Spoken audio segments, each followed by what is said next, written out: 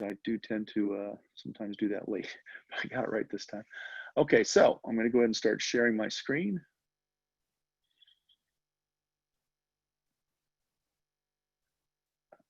Let's get our agenda up. There it is.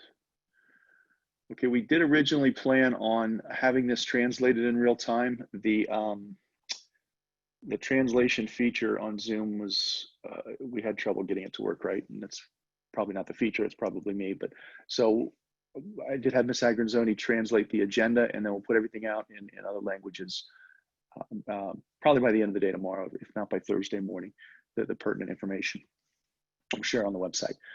So first, just again, want to say welcome to everyone. Thank you very much for joining. I know there's probably better things you'd be wanting to do on a nice summer evening, but glad to have everyone here with us. Just want to confirm, I am sharing my screen. Jess or Kim or Alex, somebody? Yes, it's up. Yes. Great, thanks very much. Okay, first, our staffing is complete. We hired we filled our last vacancy last week. Ms. Rotolo is joining us from MS 282 in Brooklyn. She'll be taking over from Ms. Arsham as class 811's teacher. Ms. Rotolo, she was excessed. Her school was truncated, so they eliminated the middle school, which is why I found her out of a position. But she interviewed very well, and her principal gave her a very strong recommendation and was actually upset that she couldn't keep Ms. Rotolo. So I think she'll be a great addition to our team. And as of today, all our staff, all our vacancies are filled. I'll keep posted if anything changes there. I know a couple people have asked about retrieving items from last year. We're going to get a plan together and have that out to parents by the end of next week. I do know there's the lockers are obviously there's things in there that are valuable. The only thing I'd ask is we'll do everything we can to get everything back to everybody. Just maybe use your judgment. If you can live without something, the fewer people we have retrieving items, the easier it will be. But again, no one's going to be discouraged. If you need something, we'll figure out a system where you can let us know, and then we'll figure out a plan to get it out to everybody. We'll have the plan out by the end of next week. The goal would be to get everything back to students and families that they want prior to the first day of school, which that segued nice. I didn't mean to do that. Which the first day of school for students right now is September 10th. Okay, and that it would be for students in cohort B. So let me show the model real quick. I think I gotta, how do I do this? I minimize here. Let's see. Sorry, bear with me. Schedule. I gotta find model 2. First share, it didn't work. There it is. Jess is, or someone is at model 2 up? Yes, it's up. Okay, great, thanks. Okay, so we're starting on a Thursday. So group B will be in on Thursday. Group C will be in on Friday, and then we will start as week 1 the following week. So the first Monday of school, which is September 14th. 14th, thanks, yes. Group A will be in, and then we'll just begin our normal rotation. Okay, so Group B will be in on the 10th, Group C on the 11th, and then we'll start week 1 on September 14th. And again, this is the model we're following, where there's 3 cohorts and students are in school either twice or once a week, depending on which part of the 3-week cycle it is. Can we minimize that? Bring the agenda back up. There it is. Again, some of this is just reminders from last meeting. The school hours for students, 8:30 to 2. And I'm going to share that schedule just so you can see what it looks like again. So students will be in school beginning at 8:30. They'll have a 7-period instructional day with an instructional lunch. Okay, this is the teacher schedule, the student schedule's here, and then they'll be dismissed at 2 p.m. every day. Okay, Maspeth Town Hall will be in session. As of right now, that has not changed. They'll be in session for the students that are in school that day. So if it's a cohort B day and your child's in cohort C, they could not come to Maspeth Town Hall, say at 2 o'clock, to take part in that. They could only participate if they're members of Maspeth on the days they're physically in the school building. So again, it's a 7-period day running from 8:30 to 2 p.m. Students will have 7 instructional periods, and an instructional lunch and breakfast will be in the classroom as well.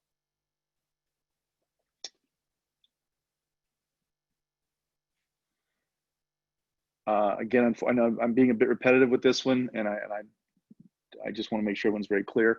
We cannot accommodate early drop off this year. And I know that's a huge inconvenience, and I am sorry for it, but there is just no way to do it with social distancing capacity, staffing.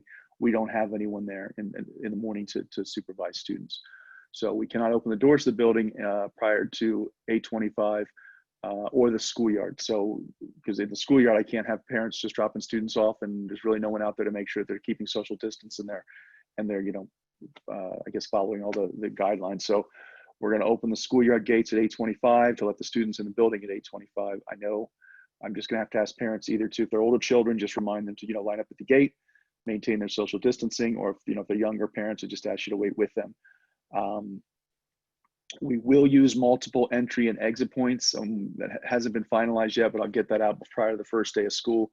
Most likely at this point, the younger students, K to probably 3, will enter into the schoolyard, where they'll line up and be escorted upstairs, maybe 4, just depending on the numbers. And then the remaining students will enter in various entrances around the building. But preferably, we'll try to make it closer to their respective classrooms.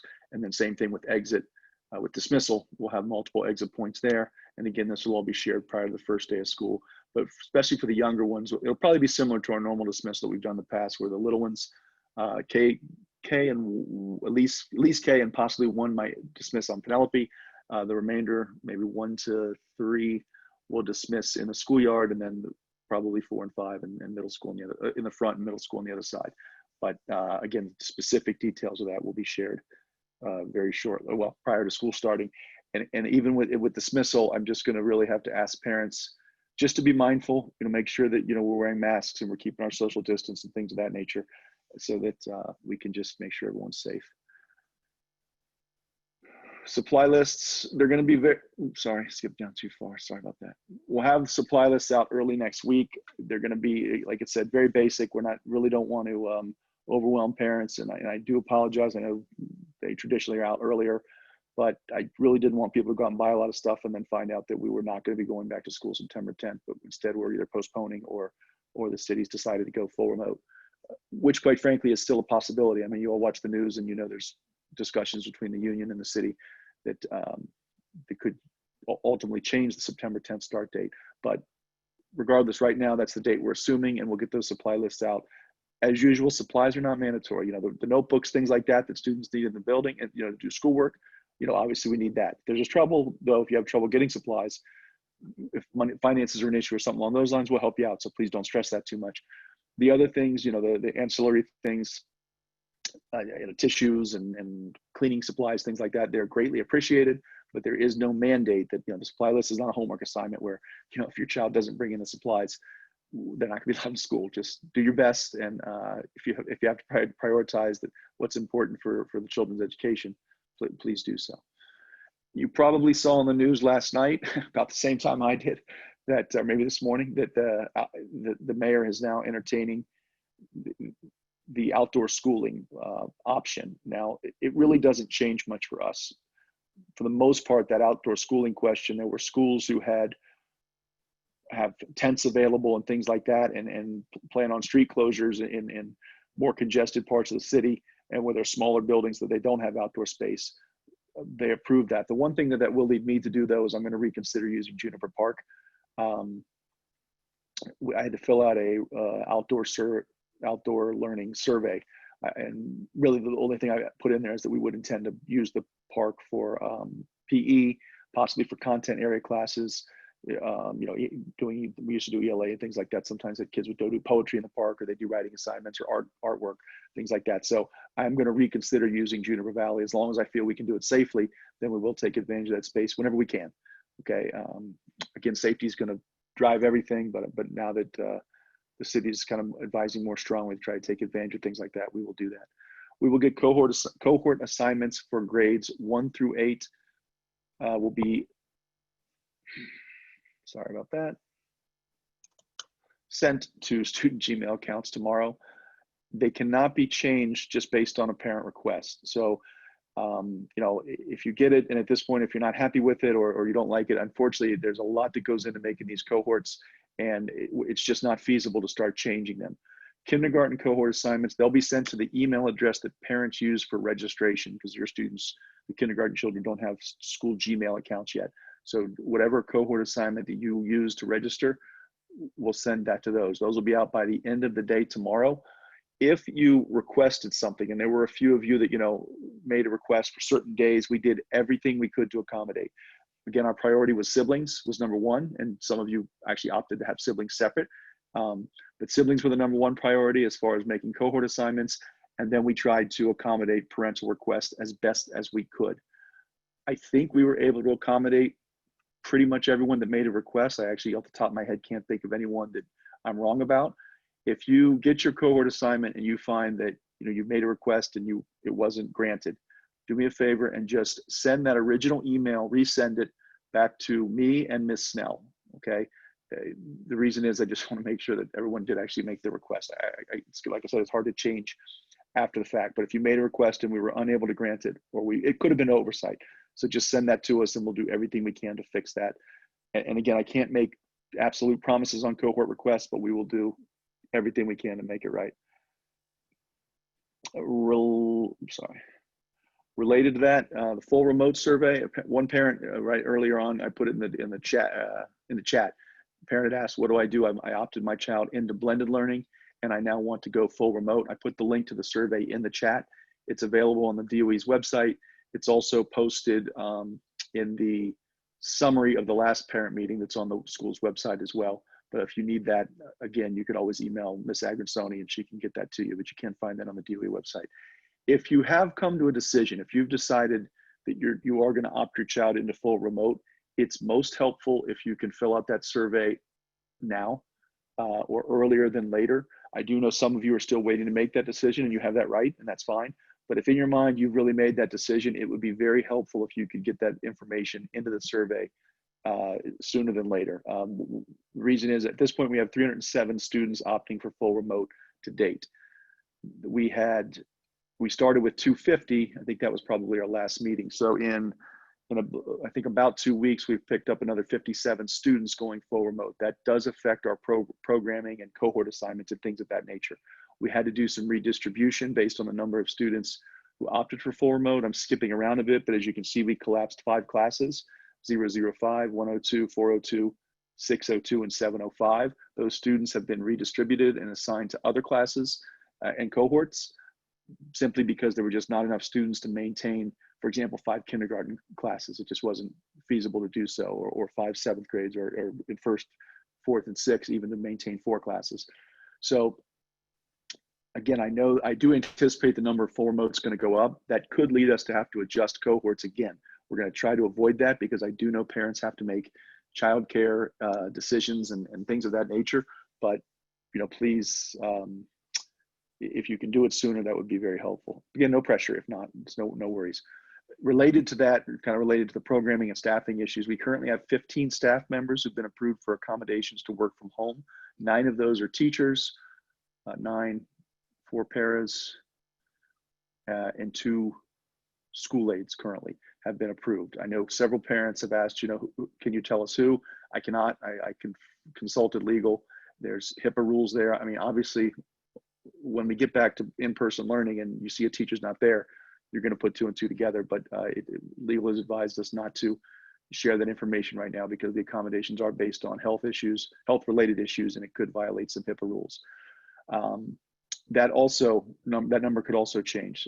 Staff members, any staff member can put in for an accommodation to work from home at any time. So that number could change as well, which also adds a variable to programming, which is can be a little bit challenging to say the least. I don't think, sorry, I want to pan back as I'm speaking about that. I think I meant to show something. School schedule model. Actually, speaking of programming, I meant to show this earlier, but this works right now. I'm going to show a different, I want to show you, speaking of programming, the program is just about complete. I think I'm going off script here a bit, but I'm going to go ahead and talking about it. The program for students is almost complete. It will not be finalized until really pretty much the day or two before school. And just as in any other year, students will get their daily schedules when they get back to school. As I mentioned in the previous meeting, the goal here is to keep it simple.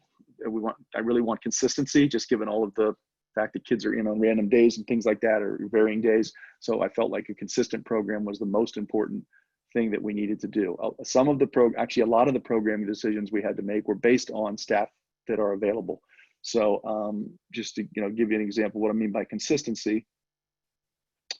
Okay, these schedules, these sample schedules, give you an idea of what a student's program may look like. So in other words, every day, if a student has this first schedule here that I'm circling with the cursor, every day that student comes for in-person learning, they'll have 3 periods of ELA, a period of Phys Ed, a period of math, and then 2 periods with their social and science teacher. Now, having said that, like the extra periods, say, of social and science, they could be split for social and science. They could also be used for alternative activities. Some of these common branch teachers, the elementary school teachers, may end up covering art while they're in the building or doing social emotional work, things like that. But this would be their basic schedule as far as their teachers go. They'd have, now this K to 2, it's really, you're talking about one teacher. So students in kindergarten to 2nd grade, they're obviously going to have the same teacher pretty much the whole morning, unless they, except on the day where they might have art or PE or something like that. But again, it's just the consistency, and that every day that like this student walks in the building, he or she is going to know that this is the schedule they follow. Another sample elementary school schedule, is here. Student may have a period of math, a period of science/social studies, which could alternate, PE, the 2nd period of math, ELA, and then maybe a period of dance during the day. In the middle school, side, page up here. Again, that should be ELA. Sorry about that. Can I change that real time if I can? So in a middle school schedule, potentially this student coming in the building every day, 2 periods of ELA, 2 periods of math, a period of science, Phys Ed, and social studies. And again, down here, this one, same concept, just a little different order of things. 2 periods of ELA in the morning, PE, science, social studies, and math. These will vary a little bit class to class, not student to student, but class to class. But this gives you an idea of what the children would see every day they come in the building and what their schedules may look like. And again, a lot of what I did here is really driven by available staff. There's not it's very tight making this schedule this year due to teachers who have accommodations and who's available to be in the building on any given day. I know there's concern from parents, or there have been questions from parents as far as PPE and hand sanitizer and things like that. I walked the building yesterday, and we have a considerable amount of hand sanitizer, disinfectant, paper towels. Right now on hand, we have over 4,000 masks. The DOE's central stance is that each school will have a 30-day supply at all times. So custodians have informed me that there's been like a constant flow of deliveries coming in and stuff. I mean, I saw it myself. There's a lot. It's hard to exactly quantify what a 30-day supply looks like, but there's a hotline that principals can call if I'm uncomfortable at all with any of the materials or cleaning cleaning supplies that we have. I'm able to call that hotline, and deliveries are supposed to be expedited. So our school so far, we have a considerable amount of cleaning supplies and masks. We do not have signage yet. We're still waiting for signage, for directional, like on the floor, or the signs that are going to remind students to wash their hands and cover their coughs and keep their social distance. Last I spoke to the custodian, those hadn't arrived yet, but I do anticipate their arrival, and we'll stay on that. We did also get the plastic barriers. Each school is going to be provided with 2 plastic barriers, one for the school safety desk and one for the main office, so that there'll be a sneeze guard, for lack of a better word, between school safety and the ladies in the office. If parents still need to request a device, the link to do so is here. Okay, at this time, we've been informed that device distribution is being transferred to schools. That's going to present some challenges for us. We'll do everything we can to make sure those who need a device receive a device. As a school, we do not have any internet-enabled devices, and I do know that's going to present certain challenges for some families. If you're a family that needs internet, and then there are some families out there who do not have Wi-Fi in the house, if that's the case, please email Miss Agronsoni separately. Okay, you can CC me if you'd like to. I don't know exactly how we'd address that, but we will do all that we can to get that addressed, so that we can try to make sure that every one of our families has Wi-Fi in the house for days that their children are home. And again, we're going to do the very best we can to figure out exactly what our inventory is of devices, how many we need to have in the building each day, and then whatever we can send home, we will do that. Parents have asked about children bringing their own devices in. I have no issue at all with that. You know, it would actually help, you know, if a child has their own device, it would probably it will make things a little easier on us. And if you're comfortable sending a device in with your child, that's perfectly fine. If you happen to be watching and you're not a member of an official member of 49 family yet, we'll have the registration information up on the website probably by tomorrow. And we're going to begin in-person registration. There'll be 3 days next week where the hours will be there. And then they'll pick up the following week and we'll put that schedule out as well. Just keep in mind, if anyone, people may ask, you know, your neighbors and things like that, just tell them to check the website and everything will be laid out right there for them, exactly what to do. The order of this doesn't make sense. I'm sorry, I should have addressed this Hugh Dodonna thing after the PPE and cleaning. If you were in the CEC meeting, I think it was last week, Hugh Dodonna spoke there, and he's in charge of facilities for, I guess, Queens. So he's, you know, the custodian supervisor and the custodian supervisor's supervisor. He was very clear that the current custodial staff can handle the enhanced cleaning procedures, that ventilation will be adequate, and if it's not, it will be addressed. Not necessarily specifics about that or scheduling or things like that, just clear that they're very confident that it can be handled by our current staff. And speaking to Joe, our custodian, he feels confident that he can meet the needs as well. You know, one example he gave me is the fact that we won't be using the cafeteria. That gives him back probably, I think he said about 6 man hours a day. So, you know, that'll obviously free the guys up to make sure they're doing the appropriate cleaning throughout the day. There will be the UFT has hired experts of some kind who are, and each one's going to be walking each school building with the custodian and me at some point between now and school's opening. If that, then they'll report back to the union, to the teachers union. If they're not satisfied with the ventilation or things in the building, then they'll either have to be addressed, or the UFT is going to push the city to not open particular classrooms or potentially even schools. I don't anticipate problems with our school. The filters are being changed in the middle and new wing, the middle new wing, and then the new wing, so that they're using the hospital grade filters. In the old wing, the approach to classrooms in the old wing is to leave windows cracked. I know we discussed that last time. I know that presents some concerns in the winter, but we'll just have to turn, I guess, the heat up. But open windows in classrooms represents appropriate ventilation, is what we're being told by the Department of School Facilities. So that's the information I have on that. I don't have much more specifics about that, except that the supplies are there, and both Hugh Dodonna and Joe have assured me that they feel comfortable with their ability to keep up with it all. And again, if the union notices anything, they're not going to overlook that. They've hired people specifically to, quite frankly, I think, to find things that are wrong, just to make sure there's not. I've copy and pasted this from the previous the previous summary from our last meeting. Just things to keep an eye on over the next week or so, or a couple of weeks, is obviously the school's website. Follow the PTA. Again, thank you again to Kim, Christina. They've been great about getting stuff out to parents about the notifications and things like that. Miss Agrestoni obviously also, but they've been a great backup, and it's great. The more things we can get out there, the better. Sign up for the remind notifications if you've not already done so. And then obviously the DOE's website, schools.nyc.gov, has the most recent information. Let me just show real quick, since I got my screen shared here. Let me just, there we go. On the DOE's website, it's really pretty foolproof. When you go there, this is the first page of the DOE's website. I'm sure many of you are familiar, but just in case, it's right in front of you. You can click anything, any of these things. Oh, I'm sorry, Learning Bridges. This is something you may look into. I know the Learning Bridges, it's opportunity for free childcare, just like it says, children in 3K to 8th grade. As a school, we don't have any information about that. We're not providing that childcare. The only information that I know about it is what's on this website here. And right now, I think it's just a survey to gauge parent interest. So if you are interested in that, you're going to want to click this and fill out the survey and just follow those directions. But I don't have any additional information.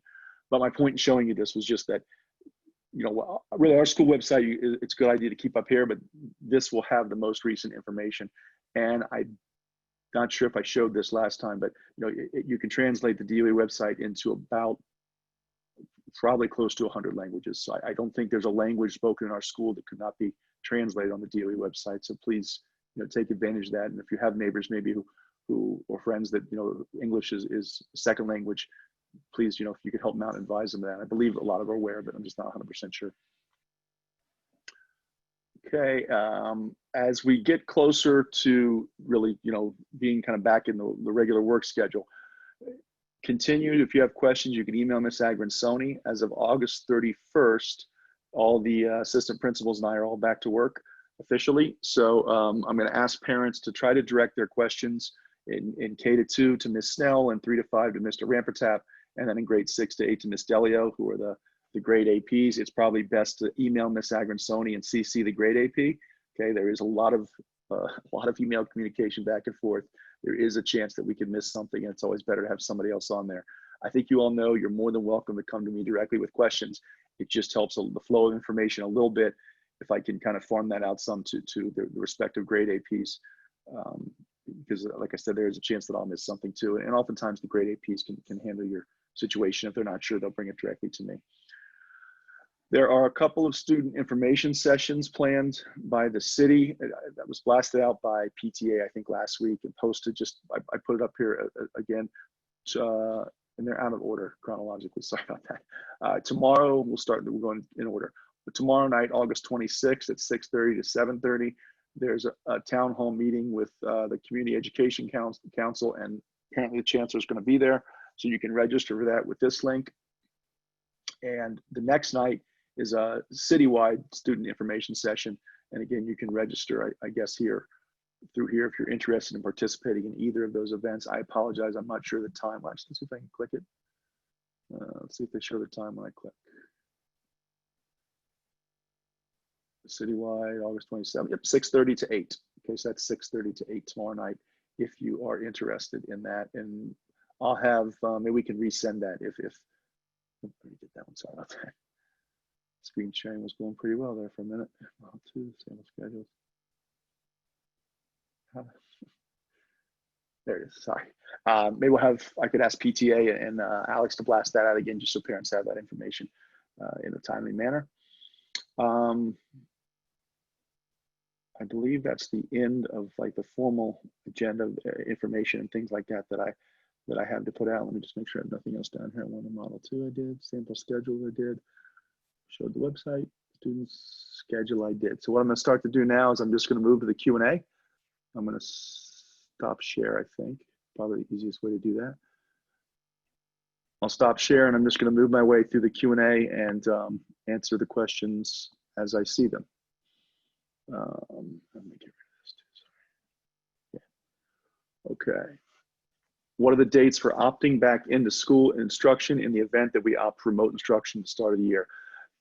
The first date is in November. And I don't know if those have been shared publicly yet, to be honest with you. I know some of the internal documents that I have laid out that schedule, and I don't know if they're shared publicly yet. I know the first date though is early November. As soon as we get that, we'll make sure that we put that on the website and blast that out. So keep an eye on that.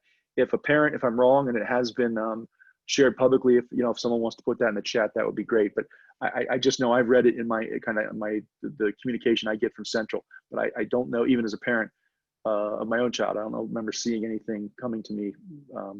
Doesn't mean I didn't miss it, but I know it's early November and we'll get the hard date to you within, I would think there's no reason it shouldn't be available by the beginning, whatever the first day of school is. Someone just put in the chat November 16th. Thank you very much. Appreciate that. Thank you. November 16th is the date, and the logistics for that, as far as where to go to do that, we'll get that on the website as soon as I see it. I think we got the sound and speaking questions answered. I remember that whoever opted for hybrid learning can withdraw the kids from school at any time. Yes, that is true. Let me just clarify that again, because then I do know there's a lot of information. It can be confusing. At this point, if you have opted into remote learning, that's full remote, where your child's going to stay home, until at least the first period in November, you're locked into that until November. If at this point you are opting for blended learning, so you're going to send your child 1 or 2 days a week, You can withdraw your child from that at any time, okay? And the link for that survey, I put it in the chat earlier, so you'll find it there in the chat. And it's also very easy to find on the DOE's website. When you go to remote learning, you click a couple things and it'll take you right to the learning preference survey. But yes, that is absolutely true. You can opt for full remote at any time. Will students in 802 who opt for remote instruction continue to be on track for the Regents exam in June? We are trying to figure that out. Our intention is yes. I don't exactly know what that's going to look like, to be very honest with you. There are some staffing concerns that are going to make that a bit challenging. I have some ideas I want to run by the superintendent. Jess and I were talking about them today. Actually, Jess had the idea. But I don't want to put too much out there right now, except to say there's still, as principals, we've asked for guidance on this and we're still awaiting that guidance, but we do have a couple of ideas that I want to run by the superintendent. I know that's a concern and we're going to do everything we can to make that happen. I should apologize. I didn't do my normal with this thing, with these webinars. There are still many questions that I'm not going to be able to answer. And I am, again, sorry for that. It's not for a lack of transparency. It's just for a lack of me knowing. So I understand that's probably extremely frustrating for parents. It is equally frustrating for me to continue to say, I don't know. Will children need to order lunch ahead of time via an app? No, they'll just be grab and go. Also, how are we okay with students eating in one room mask free, but there is no allowance for any indoor dining in New York City at any capacity? I'm not saying we are okay with it. I just, that's the guidance from the central, from central and from the city. If that's a concern for you, and I understand that concern, the best advice I would give you, if it's extremely concerning, is probably it's best to opt for full remote. But I understand how people can look at that and see that there's a contradiction there. I can't really speak to how those two ideas match up or how they align. I recognize that it looks like they do not.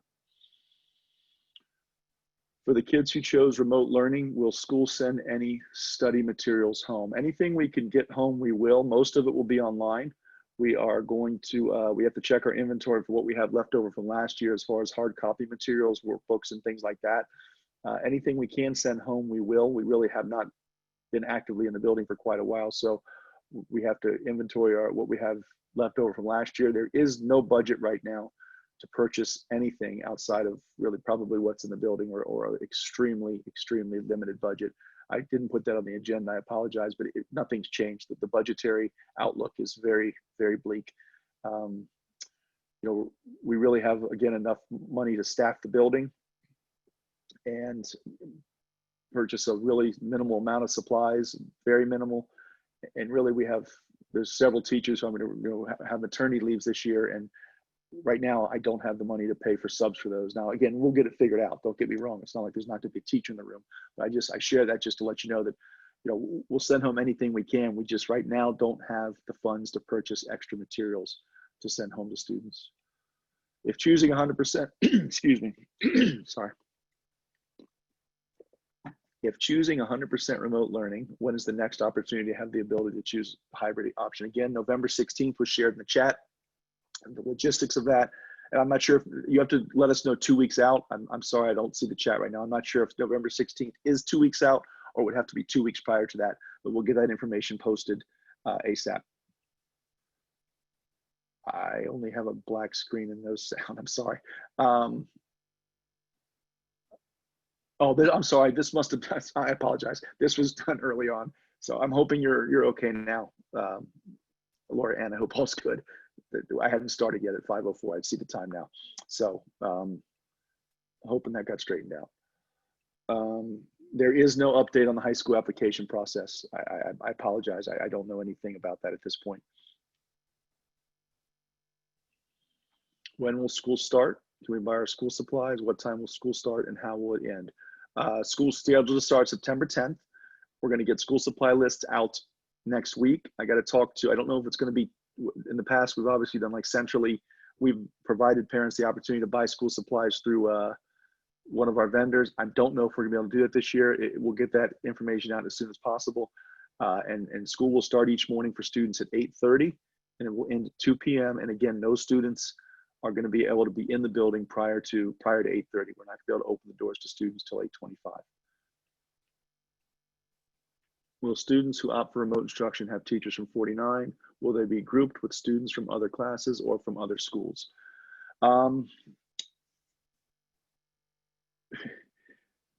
Yes, there will be some teachers from 49 teaching the full remote students on a daily basis. I don't exactly know what that's going to look like right now because there are still an issue of the number of teachers we have available. There has been talk of grouping students. We may end up grouping students with other classes, yes, within the school. That definitely is it's very probable, actually. We're probably going to have the full remote students are going to have to be redistributed into students with other classes. I know that, I don't know how that's going to look for students on an accelerated class. The one thing I can say is whatever happens this year, no student will say the following year who's in 702 is the only real example. If a student's in 702 in the accelerated class, they would go back in the accelerated class the following year, regardless of what happens this year.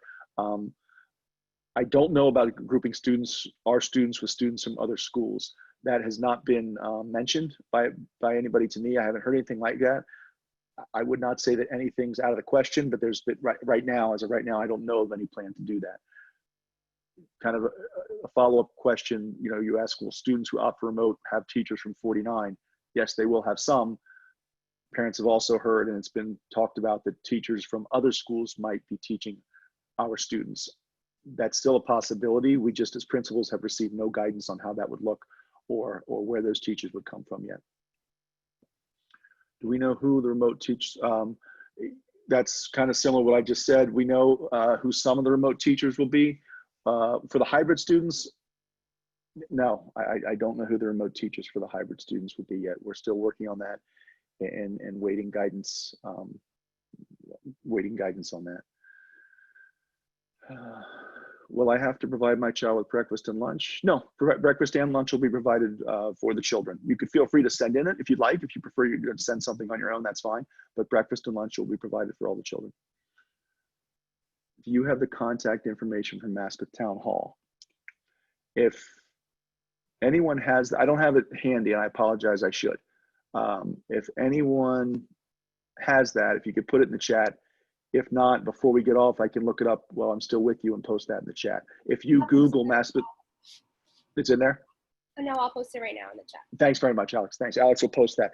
It'll be posted. If you Google Maspeth Town Hall, you'll find it right away. I think they're the only Maspeth Town Hall that I know of. When will we know our child's cohort and whether their teacher is returning in September? Cohorts will be sent out by tomorrow. Truthfully, like I said, I can't share specific information about which teachers are and aren't returning. I just can't. It's a HIPAA thing. So unfortunately, to some extent, there's going to be teacher assignments won't be really known until we get back. There's nothing else I can do about that. But we will send cohort assignments out tomorrow to students' Gmail accounts. Incoming kindergarten students, the information will be sent to the email address that parents use to register for kindergarten. If you don't receive that information by, I would say by about 4 o'clock tomorrow, please email Miss Agrinsoni, okay? And we'll make sure we get that to you. Just got that one, the cohort question I just answered. For the students, it'll go to PSIS49 Gmail account. I do know we had everyone set up the DOE email accounts as well. I know that was a bit confusing for parents and probably stressful. We really just had to make sure that that was active and the Gmail account was active so that we can make sure we can use whatever platform could potentially be used by the DOE. At this time, the only information I have on learning platforms is that schools are going to be free to choose from between, I think, Google Classroom and the iLearn platform. Based on the difficulties with the iLearn platform over the summer, we are probably going to move forward with continue with the Google Classroom. So the DOE student emails may not be necessary, but that is subject to change. And I'm sorry, I know school's getting closer and I keep saying that things are tentative, but that's just the reality of the situation. How can you collapse an 02 class? We did not collapse 702. If I said that, I misspoke. 705 collapsed. there were no honors classes collapsed. How do we access our students' school Gmail account? Your children should know that. They were using those Gmail accounts from March to June. And by June, I don't think there was a child in the building who was not able to do that. If you're not aware, you're not sure, you can email Ms. Agrensoni and she can help you with that. But just talk to your child. The younger ones may not be as aware, but that's how they were communicating with teachers and things of that nature. So if you're not sure, just shoot Ms. Agrensoni an email and she can help you with that. Are they eating lunch during a specific subject? We haven't figured that one out yet. That has yet to be determined. It probably makes the most sense, and this, could change. Obviously there's, PE is not a good lunch period.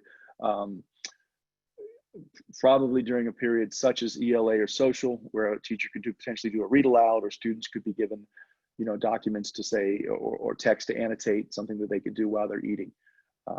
That's kind of the thinking, but we have not narrowed that down to exactly when they'll be doing that yet. Will students remain in one room? Yes, students will remain in one room. Teachers will travel. Can you give more information on the classes being collapsed? I mean, they're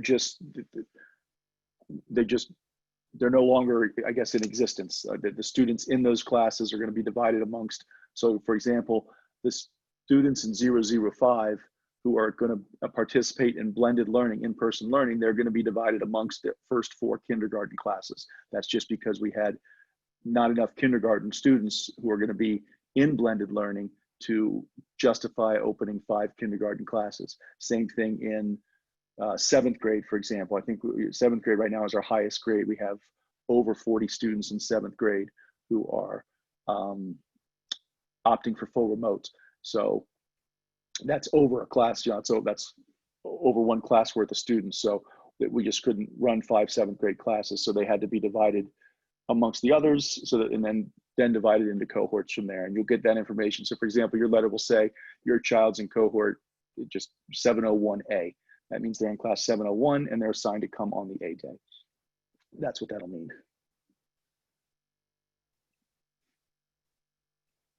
Typical day for remote learning. I believe I answered that in the beginning with the student schedule that I showed. It'll be, oh, I'm sorry, I may backtrack. I spoke too quickly. I'm not sure yet what a typical day for remote learning looks like. We have yet to put together that schedule.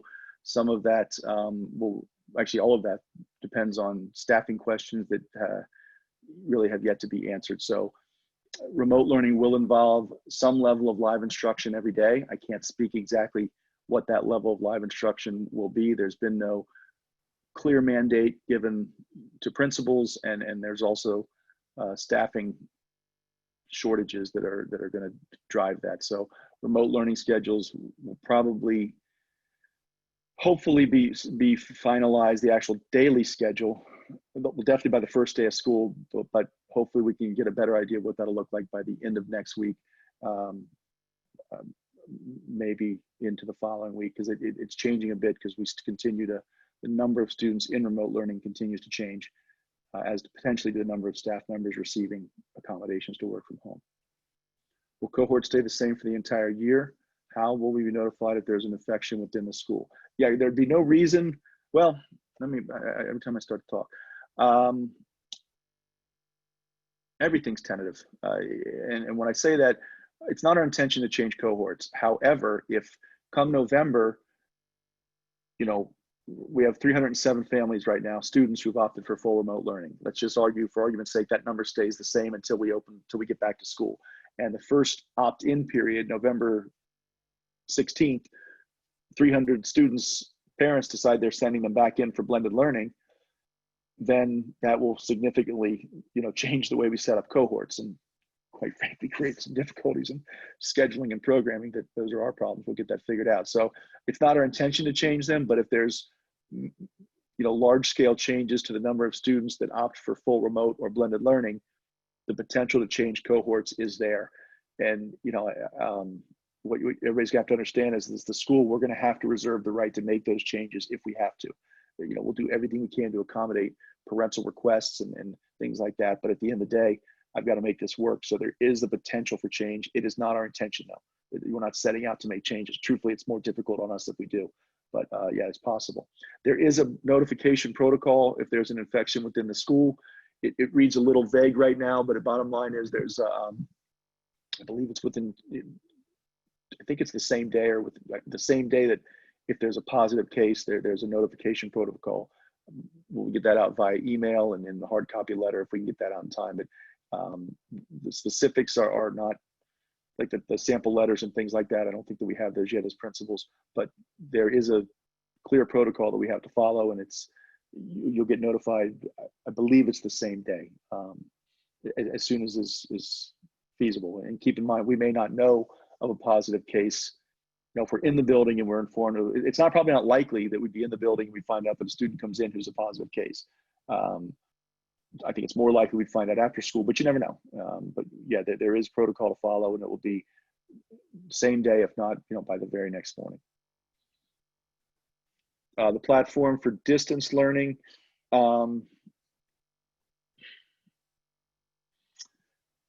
That for full remote students, it's probably going to be Google Classroom. And I say probably because we are still waiting guidance from Central, whether or not we're going to be provided with like a citywide remote learning curriculum. And there's been talk of that, nothing specific yet. So it will most likely be Google Classroom. And then in the students who are in blended learning as well, most likely Google Classroom, the students who are at home but opt into blended learning on their at-home days, most likely Google Classroom is what we'll use as well.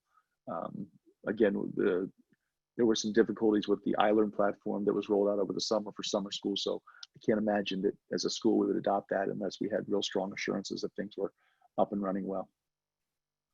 Will the same lessons be taught for all classes in a grade? So that if a student starts remotely, then changes to blended, they are the same point as the blended students. That's the intention. Right now, we are still struggling to figure out exactly how to align that instruction, because the number of teachers available for remote learning are somewhat limited, and the continuity there is going to be a bit challenging, to be very transparent with you. That is the intention, though, to make sure that everything aligns as closely as possible. For in-school days, will they be doing work on laptops? Yes, they. Most work will be done on devices. Probably the follow-up question there is, how do we sanitize the devices in between? The intention would probably be to have, not everyone will be using laptops, but we will use them regularly. We use them pretty regularly now, particularly in the upper grades.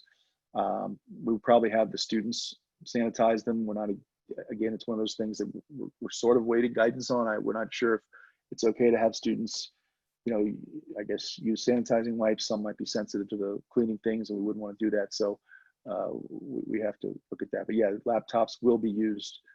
The intention right now is to use laptops on days we're in the building, yes. For blended learning, do they take their laptop computers back and forth to school every day? That depends on the number of devices we have. If students want to use their own computer, or if they have their own device, then they're more than welcome to bring that back and forth every day. That's, no one's required to. And that came up last time. There's absolutely no requirement that a student does that. We'll do everything we can to provide students with them. I don't know, well, actually I do know, we don't have enough devices to supply every student in the building with a device. So we're going to have to prioritize. And I would ask, if you truly need a device, please let us know. And if our inventories cannot meet the needs of our school community, I'm going to have to escalate that and ask, where these devices are going to come from. Up until about 2 weeks ago, Central was providing the devices. That responsibility has been shifted to schools. I have heard rumors that schools might get a budget to purchase devices, but I don't have anything concrete on that yet. So I probably shouldn't have said it, but students can bring their own devices back and forth. If we have enough to allow, every student to bring them back and forth, we will, but right now we don't have that inventory. And I'm not real sure what the workaround there is. When can kindergartners apply for a device? I was applied. Yes, kindergarten students are not in the system yet. If you need a device, you can email Ms. Agrensoni directly, would be fine. And just let her know that you need one. It is fine for now. And then once the students are in the system, if it's been a while since you tried, you might try again, but if not, just email Ms. Agrensoni and let her know that you do need a device.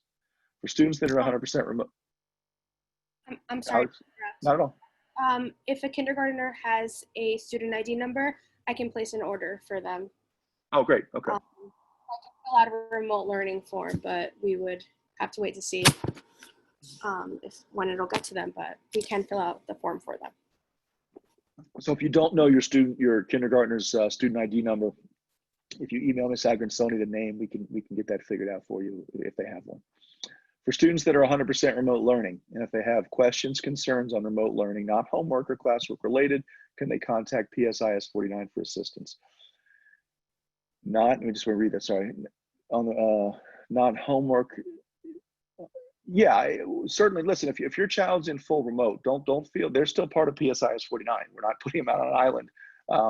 If they have questions or concerns, we'll have someone that they can touch base with, unrelated to academic stuff. If I have to figure out some system of assigning, I guess, groups of students certain contacts for things like that. I mean, Ms. Agrensoni is always a very good contact, but I'd like to break it down a little more specifically, where maybe certain grades might contact a certain staff member who's available to answer questions. I mean, students can contact me directly. Kids have been doing it, since March, and it's no problem at all. I mean, I'd like to spread out a little bit more evenly, but if your child's really stuck, or tell them to email me. It's never a problem. Do you have enough staff to cover in-person, at-home, blended, and full remote students each day?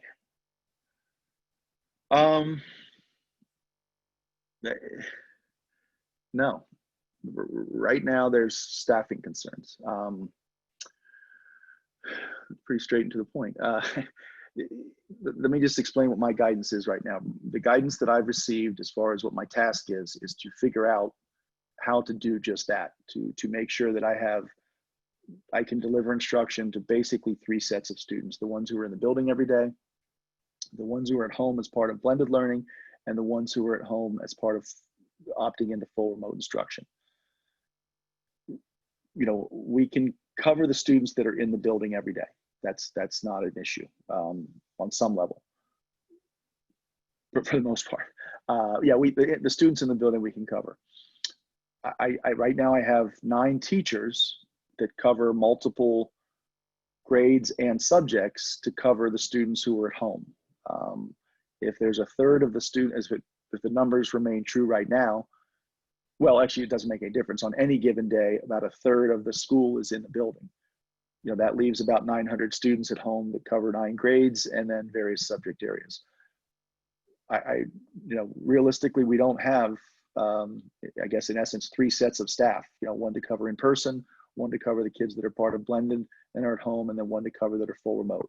We have been told that staff citywide will be redistributed. I have shared this concern with the superintendent. She's aware and fully understanding of it and very sympathetic of our situation. And every school's in the situation, so it's not just us. I've told her exactly what we would need to do this, and we've been told that staff may be, like I said, reassigned from potentially central offices, maybe the ATR pool, but we don't have any specifics on that right now. And that's why I kind of keep, I guess, maybe not giving you real clear information on what blended at home and full remote learning will look like, because to be very honest with you, I'm not real sure. That's a lousy answer, but I don't have a better one for you, and I want to be transparent. I may have to figure out a way to cover all those students with 9 staff members, which is obviously less than ideal, but we will do the very best we can. So, unfortunately, the simple answer to that question right now is no. We really don't, and I've got to figure out a way to make that work. And I'm hoping for support, staffing support. Do we know what platform the online portion of remote learning will be on? Yeah, Google Classroom is what we're leaning toward right now. That's most likely, almost certain to be Google Classroom. When we know what days to come to school, when you get your cohorts tomorrow, you'll see that. So Ms. Snell put together a letter that gives the model, gives the schedule, and then if you just look at it and say, okay, if your child's in cohort A, you'll know that they're going to be in school every Wednesday, and then an alternating, Mondays and Tuesdays over the 3-week cycle. If you're not clear, you don't understand the model, you can feel free to email at that point your child's grade AP and they can explain that to you. But it'll be clear. It's pretty clear in that letter. But again, if you're not understanding it, no worries. Please don't be embarrassed. Let us know, because quite honestly, even looking at the models myself, it took me a couple weeks to fully wrap my head around all of them. It is confusing. If someone goes from blended to remote only after, if someone goes from blended to remote only after school begins, do their teachers change? Most likely, yes.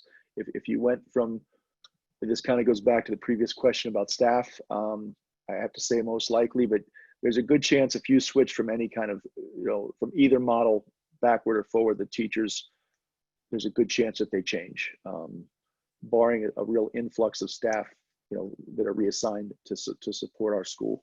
But yeah, there's a good chance the teachers may change throughout the year. Speaking of that, any students' teachers could change throughout the year, because as I said, staff can put in for medical accommodations to work from home at any time. So this whole thing is somewhat fluid, and that's just I just want to be realistic with everyone. Staff member who's very healthy right now may find out that they have, God forbid, they have something that would really make them more susceptible to COVID and have to put in for medical accommodation. So as much as I hate to say this, everything I'm saying could change. What I'm giving you right now is the most recent solid information that I have. And I guess if they go from remote only, yes, two-part question there. But yes, they could change. The teachers could change, definitely. Will distance learning have live instruction? Yes, there will be some form of live instruction daily. I don't know the duration of it. I don't necessarily even know, what subjects daily we'll be able to offer live, but there will be some form of live instruction daily.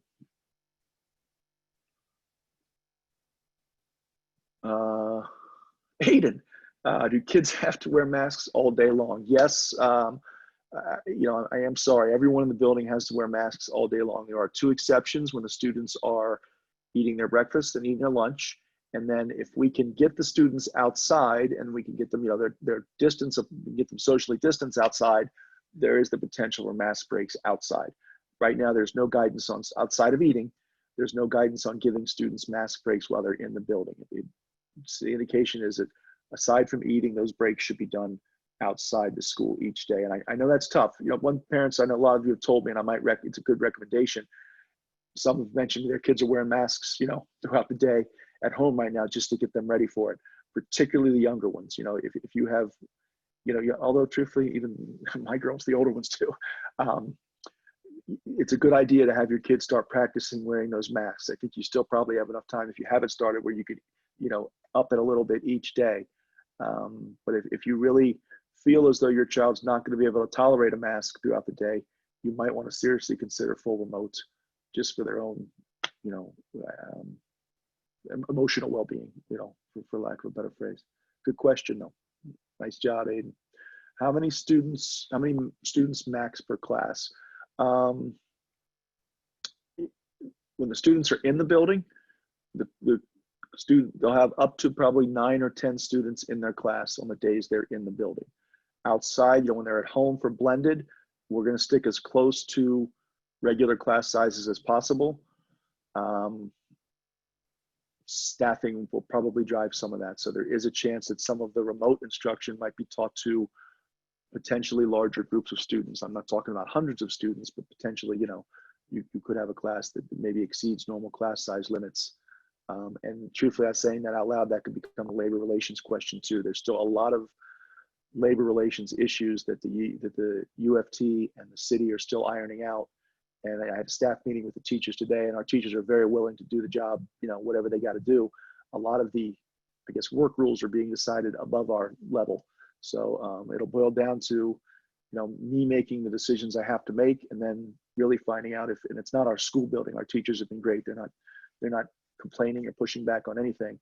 But sometimes, even if within a school, if you're operating outside of what the union permits, the union representatives from above the school level will come in and potentially file a grievance or something like that. But So that was a long answer to that question.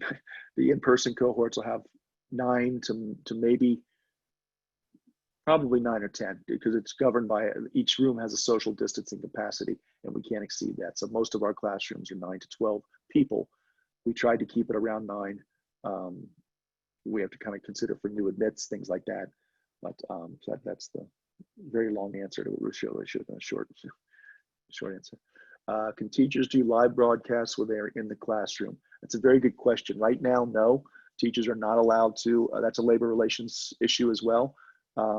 Teachers cannot broadcast their lessons with students in the room out to the rest of the school community. That would be a very easy fix to, really all of our problems. That is not within our control, though, at the school level. That's a labor relation questions that the city and the union have to come to agreement on. And right now, that's not allowed.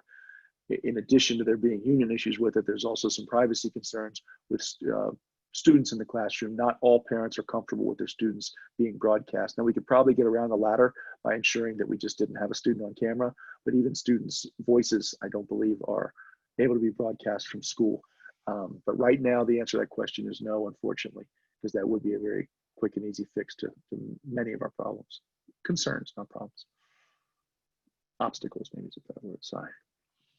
Were report cards distributed in June? Yes, report cards were sent to students' DOE email addresses. If you did not get that, you can email Ms. Agrensoni and she can help you with that.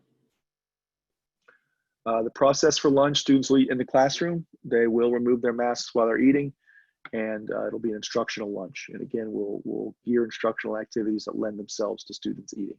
Art would not be the best subject to have students engaged in. Not to say if there's a scheduling quirk that it couldn't happen, but we'll do everything we can to avoid, students eating lunch during art or dance or PE or something like that. But they will take off their masks, they'll eat their lunch, and they'll engage in an instructional activity that again lends itself to that, which truthfully would limit speaking. And I know that's tough too, because it's their students' lunch and they want to eat. They want to talk. But when the masks are off, we're going to have to really limit that. And I know there's probably 1,000 questions when I say that out loud. Well, what if a student does talk? What if a student coughs, sneezes? All legitimate questions I have as well. I don't have a great answer to them, except we're really just going to have to train students, really teach them to take the right safety precautions if they feel they have to, cough, sneeze, put their mask on before they talk, that kind of thing. Will the students have the same teachers in person as well as online? Again, that's the intention. I just can't look at you and say, yes, that's 100% going to happen right now. And I apologize for that. For blended learning on the remote learning days, will students have, they will have live instruction, some form. And kind of back to the previous question, similar answer. I don't exactly know what that's going to look like. There's certain things we're again still waiting guidance on how to really stretch the staff. But at some point it just becomes a math problem. You have X amount of staff and you need to cover X amount of periods, and if you don't have the staff, it becomes difficult. But there will be some form of live instruction daily. If our class was collapsed, will she stay in the new class as other students opt back in? If our class was collapsed, probably. The goal would be to, let me read the question again. Give me a second to think. If our class was collapsed, will she stay in the new class as other students opt back in? It's hard to say. I think the intention would be not to move, to avoid moving students throughout the year. So I think it would be best, our intention would probably just be, to figure out a way to incorporate new students who've opted back into cohorts without moving students who've been in blended learning all along. If the numbers change significantly, I can't think of one off the top of my head, but there could be a circumstance where we had to move students around, but we would definitely try to avoid that. Consistency would be our key, one of our main goals in assigning students to cohorts or potentially making changes. If children are opted for blended learning, will they have the same teachers for in-school remote? If not, I believe I've answered that, basically by saying I'm not completely sure. Just something I maybe didn't explain clearly before. You got to think if when the students are in-person learning on any given day, there's X amount of students in the building doing in-person learning. they're going to have their teachers. They're going to have their math teacher, their ELA teacher, their common branch teacher if they're in the lower grades. Those teachers' teaching programs are full. So the staff's 99% of our staff have full teaching programs every single day. So that does not leave room for staff that are in the building to then teach the students who are at home live. And that's the question that, you know, not just myself, but my colleagues from other schools have continually raised, you know, how do we achieve this? And we're getting as creative as we can, but I don't have a great answer right now. And how will blended learning work? There is a chance that, you know, one thought, excuse me, one approach may be that on in-person days, students have their teachers, they have their normal instruction, and the teacher sends them home with long-term assignments to work on the days they're home. We may have teachers doing check-ins then on those days to offer some level of live instruction. But again, I can't look at you and say there's going to be 5 periods of live instruction on at-home blended learning days. We don't have the staff for that. It might be a social emotional check-in. It might be you know, an enrichment check where students might have questions of a teacher that we have on hand. That's my initial thought. My thinking right now on blended learning is that's how that might look. That students will get most of their in-person instruction on days that they're physically in the building. When will a child know their cohort and schedule? We got that. That'll happen tomorrow. Check your student's Gmail account, or incoming kindergarten students. Check the email that you use to register. Parents use to register. Again, I don't, for hybrid learning, who's teaching the children when they're home? That's not completely clear yet. A good deal of their activity may be asynchronous, again, with staff members doing check-ins or things of that nature. We're kind of awaiting guidance on getting staff help with staffing. Have you decided on a format for completing the necessary health check entering the building? Is it a form that we have to email back to school? So I'm gonna get closer. Have you decided on a format for completing the necessary health check prior to entering the building? Is it a form that we will have to email back to school, or will the student be responsible bring it with them? The survey is essentially, it's a central created survey. And we actually, as principals, we have not received clear guidance on that. That's not gonna be left in, the way I understand it right now, it will not be left to individual schools. I was speaking with some colleagues actually just yesterday about that. And you know, there's a question of whether we have to check it prior to the students entering the building, or will students get to the classroom and then will it be checked? And those are not decisions that schools will make at the school level. We're waiting for central guidance, but it is a specific form. It is completed online. When I did the practice form myself, I got, like I said, I think I explained this before, I got an email right away saying you're cleared. So with older children, if they have a cell phone, they could just show us the email on their cell phone. And I know that raises the question with younger children who don't have cell phones. A parent brought that up. We are considering for the younger ones, maybe who don't have a device, or any student who doesn't have a device, potentially having hard copies, but I don't know if that's going to be permitted by the DOE, or if they want to have some kind of tracking system where they can confirm that these forms have been filled out. So again, that's a long answer without much information. I'm sorry. The only thing I can say for sure is there is a health screening form that needs to be used by everybody. We have not yet received guidance on how the logistics of checking that each day. And that's one of those questions that schools really don't have the latitude to make that decision on their own. There's several of those, those type of questions. Are remote classes live or videos or assignments? To be very honest with you, it'll be a combination probably of all three. So on some level, you know, of live lessons, of videos, and then, you know, asynchronous assignments that students will be working on at home.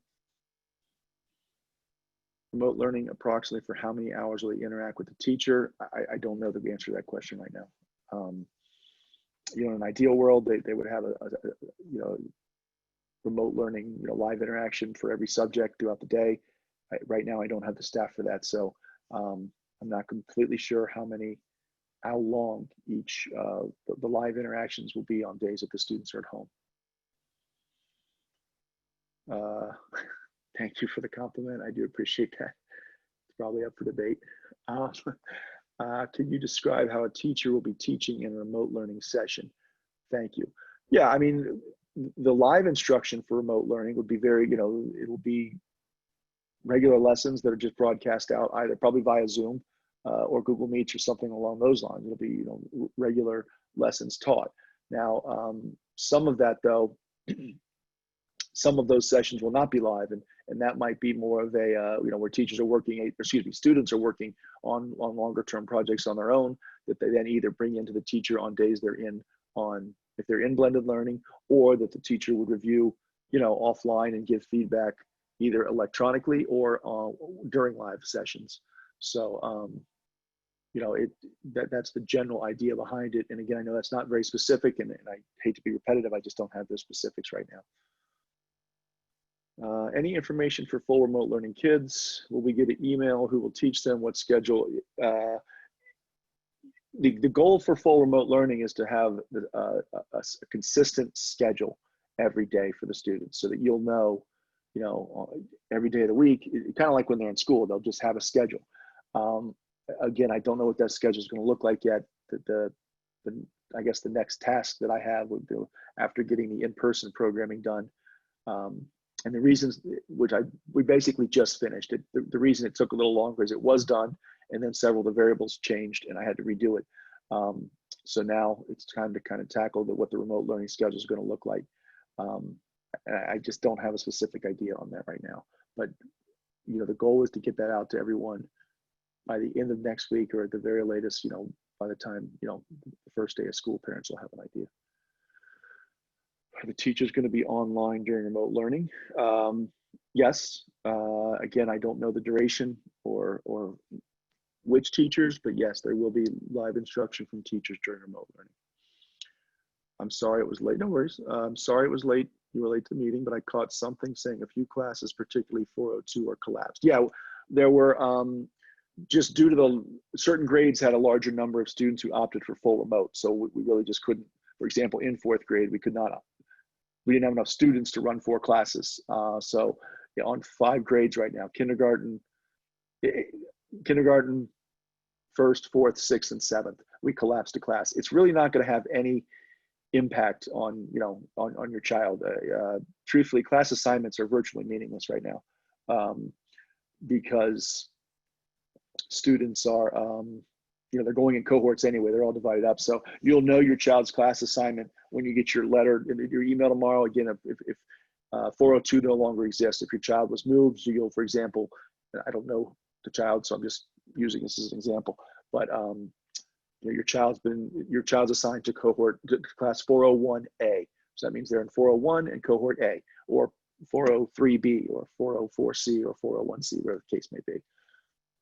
But again, I know class sizes class assignments are a big deal for children, for parents. I think most of you know my position that that's one of the few things that we have to kind of, we can't take a lot of parent input, but it's even less meaningful this year, just because, realistically, the kids are going to be in school once or twice a week with probably 8 other students, and many of their friends may have opted into full remote. So don't get too stressed out about class assignments.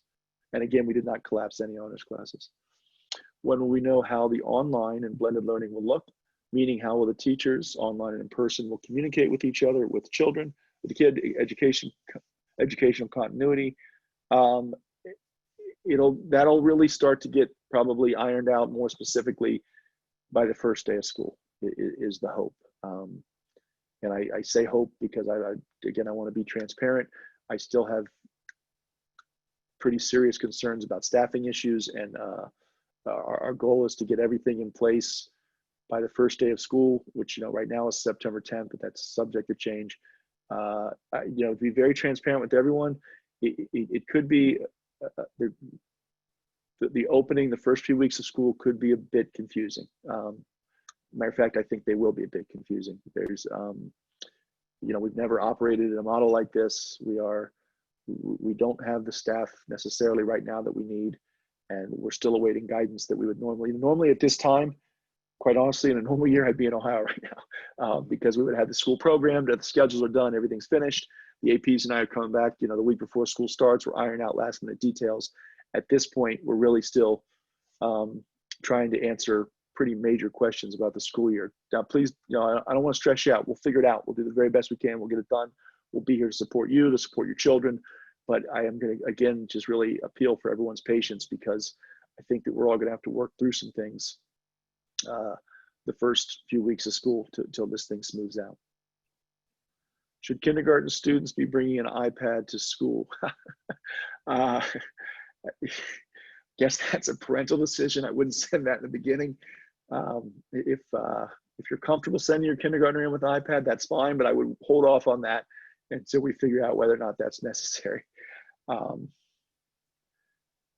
Can textbooks be uploaded to Google Classroom to eliminate physical textbook? We don't have, well, most of our curriculum have online textbooks, but no, we can't necessarily upload them. But there's an online component to the science, to the math, and to the social studies, I'm pretty sure, as well. So we have those online components, but as far as like scanning textbooks or things like that, we just don't have the, right now, we don't have the capacity to do that. But most of the curriculums we use are already have online components. You'll get your schedules tomorrow. You'll get your cohorts tomorrow. Okay, I want to differentiate there. The question is, when will we get our child's schedules? There's you'll get your cohort assignments tomorrow, so that you'll know what days your child's in school. We're not going to have individual class schedules to students until, like we would any other year, on the first day of school. Those aren't ready anyway. So cohort assignments tomorrow, daily schedules first day of school. Okay.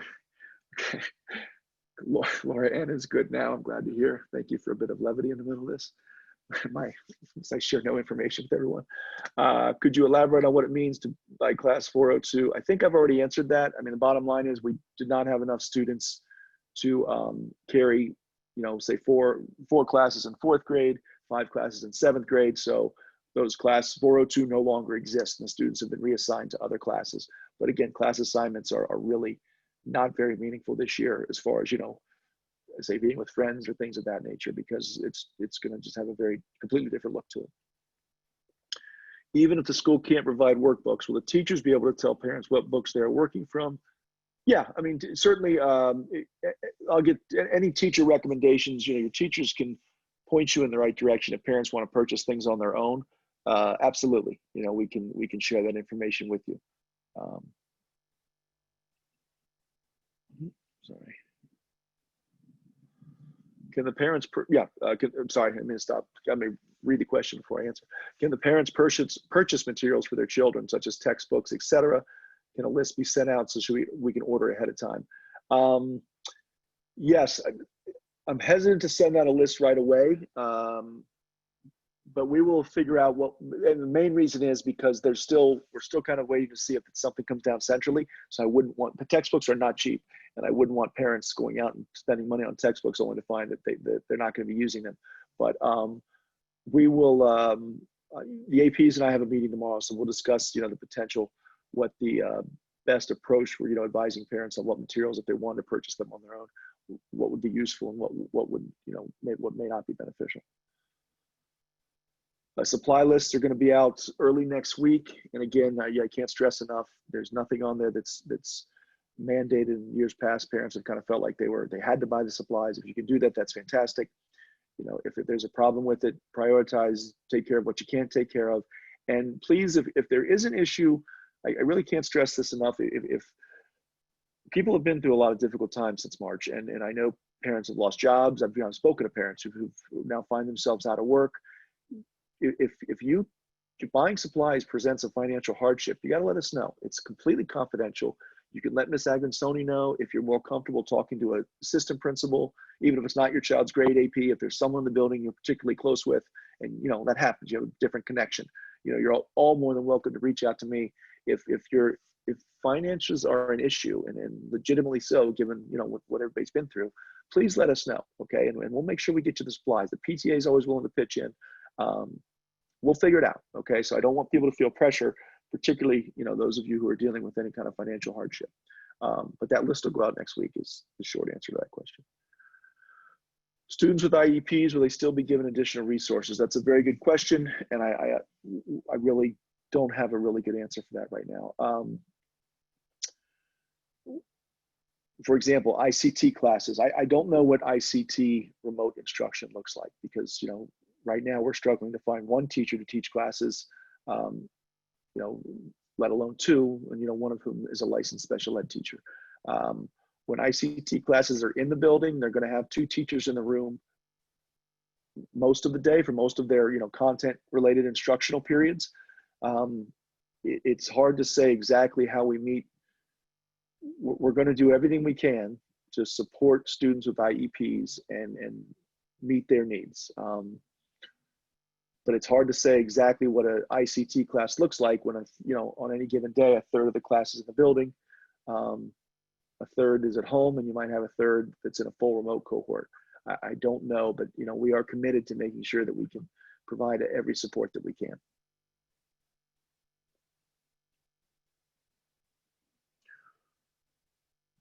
Again, cohorts will be out tomorrow.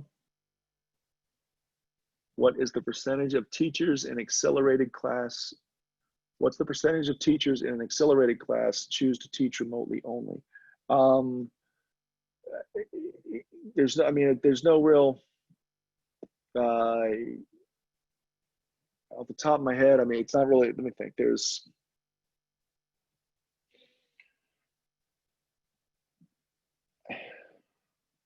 I'm trying to break down. I mean, there's not really a percentage.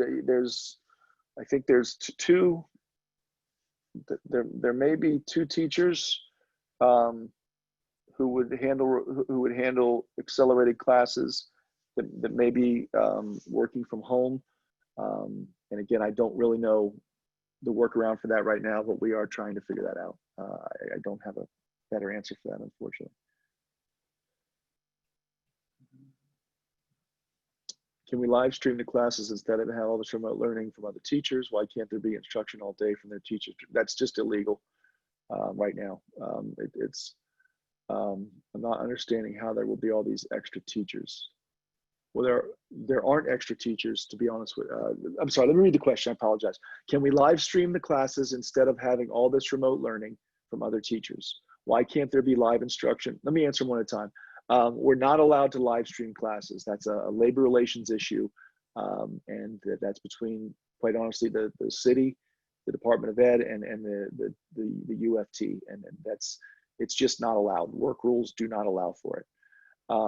Why can't there be live instruction all day from their teachers, direct from their classroom to the students remotely? That, I think I just answered that. Now, the second part of this question, instead of having this remote learning from other teachers, right now we're not sure if there are going to be other teachers. So it's not a matter of having remote learning from other teachers. You know, the only teachers that I have at my disposal right now are the ones who are currently assigned to 49. We need more teachers, to be honest with you, but the live streaming is not allowed, and that's above me, and that's out of our control. We don't have the latitude to do that. So the last phrase, I'm not understanding how there will be all these extra teachers. There's not going to be extra teachers. I agree with you. Right now I'm awaiting guidance on where extra teachers will come from to help us, I guess, meet all our needs. Mask at Town Hall is still going on. Yes, for students who are in the building that day. So if your child's in school on a Monday, they can attend Mask at Town Hall on that Monday. If they're home on Monday, they cannot come in after school and attend Mask at Town Hall. If a teacher is in school 5 days a week, who will be teaching the remote days in the hybrid model? Will class instruction be live streamed? I think I've touched on that, but just to clarify, no, the instruction will not be live streamed. We're not allowed to do that. And who will be teaching the remote days in hybrid model? We're still trying to figure that out and kind of stretch staff as much as possible that are available. If a student starts in blended learning and changes to fully remote, will their teachers stay the same or change? I believe I answered that. They'll most likely change. When children are remote with all classes, when children are remote, will all classes have mandatory Zoom sessions? There will be synchronous instruction all day, every day. I don't know what the duration is going to be. I have no idea how long those are going to be. And again, those are staffing issues that we're still kind of trying to hash out. My son is starting kindergarten and we opted for blending. On the days when he doesn't have in-person learning, is learning from home live. There will be some level again of live instruction when the kids are home. I just don't know duration and things of that nature. Respectfully, it seems as though all classes will be taught to the middle with no accelerator or possibly remedial curriculum to appropriately challenge them, which is incredibly upsetting. It said that 602 was collapsed, not 702. I respect your opinion. I don't, we're going to do everything we can to meet the students who are accelerated and the students who need remedial help and the students in the middle. I hear what you're saying. Yes, 602 was collapsed, but that's not an accelerated class. You are correct. 602 was collapsed, not 702. Collapse means we had to eliminate a class. That doesn't mean we eliminated the students. They're still in school. They were just placed in other classes. Again, on many grades, there is not enough students to support the number of classes you would have had. So in other words, in kindergarten, we anticipated 5 classes. Due to the number of families who opted their students for full remote, there was no need for 5 classes in the building, so we reduced that to 4. How is phys ed going to work with social distancing? There are guidelines for PE. The specific, the specifics of it are that if students are engaged in moderate activity, they should remain 6 feet apart. If the activity is going to be something that is more strenuous, the guidance is 12 feet apart. Classes are the number of students in any PE class is going to be limited. The gym's a big space. I mean, we could put we're not going to overcrowd it by any means, but we can safely, keep kids social distance in there. And then whenever we can, we'll make sure we get kids outside for PE as well, where they'll continue to social distance, but obviously being outside reduces some of the concern about, students, breathing strenuously and things like that. When and how will incoming kindergartens, I started answering, I've done this 2 or 3 times. When and how will incoming kindergartners receive information to set up their PSIS 49 Gmail accounts? We are going to have that done. Jess and I were just talking about. Jess, what did we say about that? Are you still on? Yes, it's going to be sometime next week. Miss Delio is going to set up their PSIS when she goes in, and then we'll put all the information together for them and send it out. Okay. Thanks, Jess. The schedule question I answered. I'm going to go ahead and skip down the next one. Will the children have outdoor learning? Also, is it too late to request devices? Yes and no. The children, we're going to get kids outside as much as possible. Now, it's not like what you've seen. I know some schools in the news have tents and things like that. We don't have that capacity, but whenever possible, to the extent it could be done safely, we will utilize the schoolyard. I know initially I said we're going to stay away from Juniper based on the new guidance from the DOE. I'm going to rethink that, and if we can use Juniper safely, we'll take advantage of it whenever we can. Excuse me. Now that might not be, to be very honest with you, we might need a couple weeks to get settled in before we start taking children outside. It's going to be, it'll be a couple weeks before we really get used to the cohort model or the schedule, I guess. But yeah, we'll get them outside as soon as possible and take as much advantage as possible. Take advantage of that opportunity as much as possible. And it is not too late to request devices. The link is in the chat, and it's also available on the DOE website. And if you're not sure, just feel free to email Ms. Agrinsoni. With all these unknown and things to be figured out, will school really start September 10th? That's the plan. And I understand that, parents people question that. Right now, the current plan is to begin school September 10th. I've obviously outlined a number of obstacles that we have to figure out or challenges that we have to overcome, to get things in order by September 10th. I can tell you when the school's in, we're going to do everything we can to get those things ironed out. It may not be perfect if we open September 10th. I can't say that it's likely or for sure. I can only say that's the goal. And I do know you probably all watch the news. There is debate and there's pushback from several of the city unions and some parent groups and things like that. But right now, from my perspective, we're moving forward as though we're opening September 10th. I have to. And we're going to do everything we can to get everything in place as best as we can by then, with the understanding that it will be a work in progress. So a legitimate concern, and I understand why my parents might have that question. Percentage of 702 students, I don't know that off the top of my head. What's the percentage of 702 students who chose to learn 100% remotely? I really don't know. I don't know individual class breakdowns off the top of my head. I'm sorry. I'm just not sure. You'll be notified with letters if there's an infection in the school as soon as possible.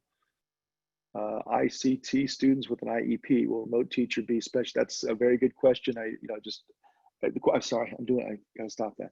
Question is, if you have an ICT student with an IEP, will there also be a special ed teacher remotely? And I don't know for sure. That is certainly our goal, but I just don't know for sure, because right now, really what that would require mathematically is you'd have to really have two sets of teachers, because you would need the special education teacher for students who are physically in the building and the special education teacher for students who are home. I can say that right now I don't have those two teachers. We're kind of awaiting guidance as principals to see if there's any central advice for, potentially having the ICT teacher work with students who are, physically in the building, maybe 2 periods a day, and then 3 periods a day, and then work with remote students other periods. I just don't know for sure right now what's allowed. We're operating right now under the idea that ICT to students, the priority needs to be the students who are in the building. Absent really any clear guidance, that's just kind of our assumption at this time. The schedule questions I answered. Let me just skim down here, sorry. After we receive our cohorts, will you be providing class codes to set up Google Classrooms? Where will we find the class codes? It's a very good question. That's something we've been discussing, and we're going to talk about that tomorrow when I meet with the APs. There's going to be, there's a couple kind of schools of thought we have that whether everyone, say in class 401 gets the same code, or whether we have to divide it up by blended and remote learning. We will get that information to you, prior to school starting, and we really have to work that one out. That's something we have to discuss tomorrow. We have been discussing it, we just haven't quite figured a workaround for it yet. No problem, thank you, Ms. Hannon. You said got the info, I think again, you give me too much credit. Do we know how the daily health survey will be sent to parents and submitted to the school yet? I do not. We're again waiting on guidance for that. I don't know if it'll be like I guess there's a couple options. It might be a live link on the DOE's website, would potentially be one. Would probably be the easiest way for schools to do, for the city to do it citywide, but I just don't have any guidance on that yet. If your child's in a 12 to 1 to 1 setting and they are now 100% remote, will the class still be capped at 12? Yeah, there's been no guidance on, right now the approach to that is, is to leave those classes at 12. There's no, especially the 12 to 1 to 1s, there's no indication that we're going to exceed class size in those classes. I answered the schedule piece. The request devices, I believe I answered that. That was in the chat. It's also available on the DOE website under remote learning. I'm confused with the therapy for children who need it. Is it approved for therapy to be given this year? Yes, when related, I believe this is a related service question. So students who might have PT, physical therapy, occupational therapy, speech, counseling services. Yeah, they're definitely students who are required to have those services will receive them. It'll be a combination of blended and in-person, of remote and in-person therapy. We've received some guidance on that, and currently the guidance that we have, as I'm paraphrasing, is that we are to kind of work with families on whether it's best to schedule a child session in person or to schedule that session remotely.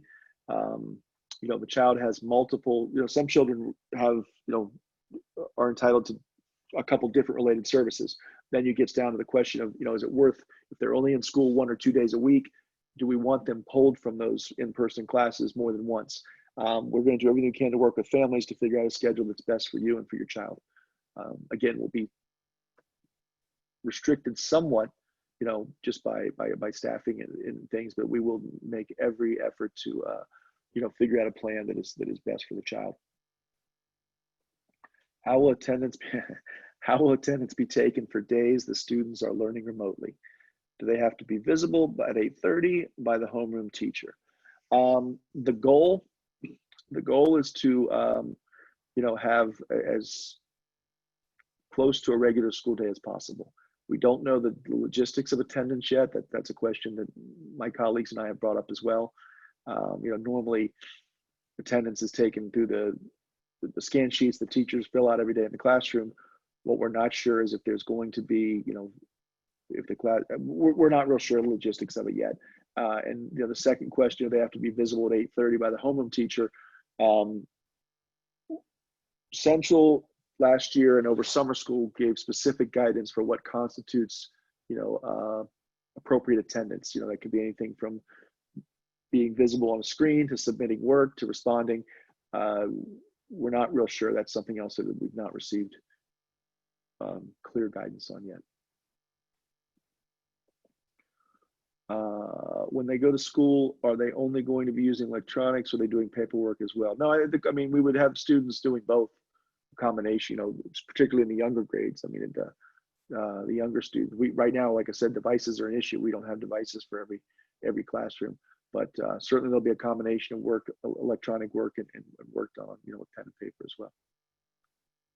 I know this may be a lot to ask. I have a kindergartner coming to PS 49 and a fifth grader who's already at the school. I'm more concerned with my kindergarten child and how the school plans for their day to go.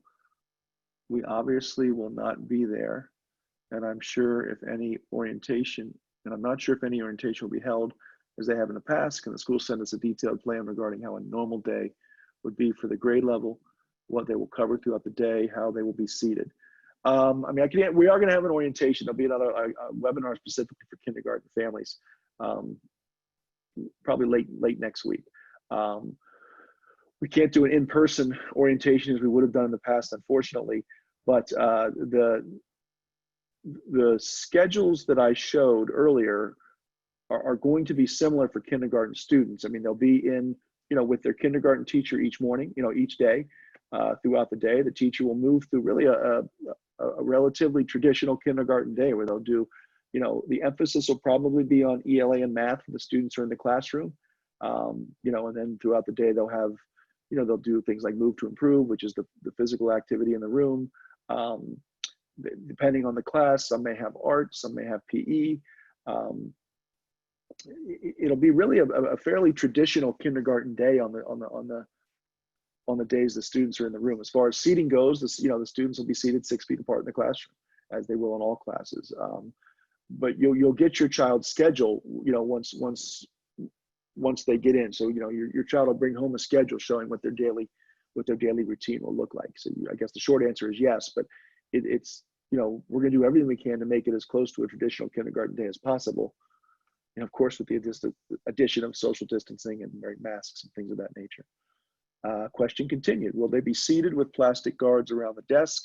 What will interaction with other kids look like, if that will even be a thing? We do not have plastic guards for the desks. Those are not, there's no indication we're going to get those. The masks and social distancing is the approach that is being prescribed.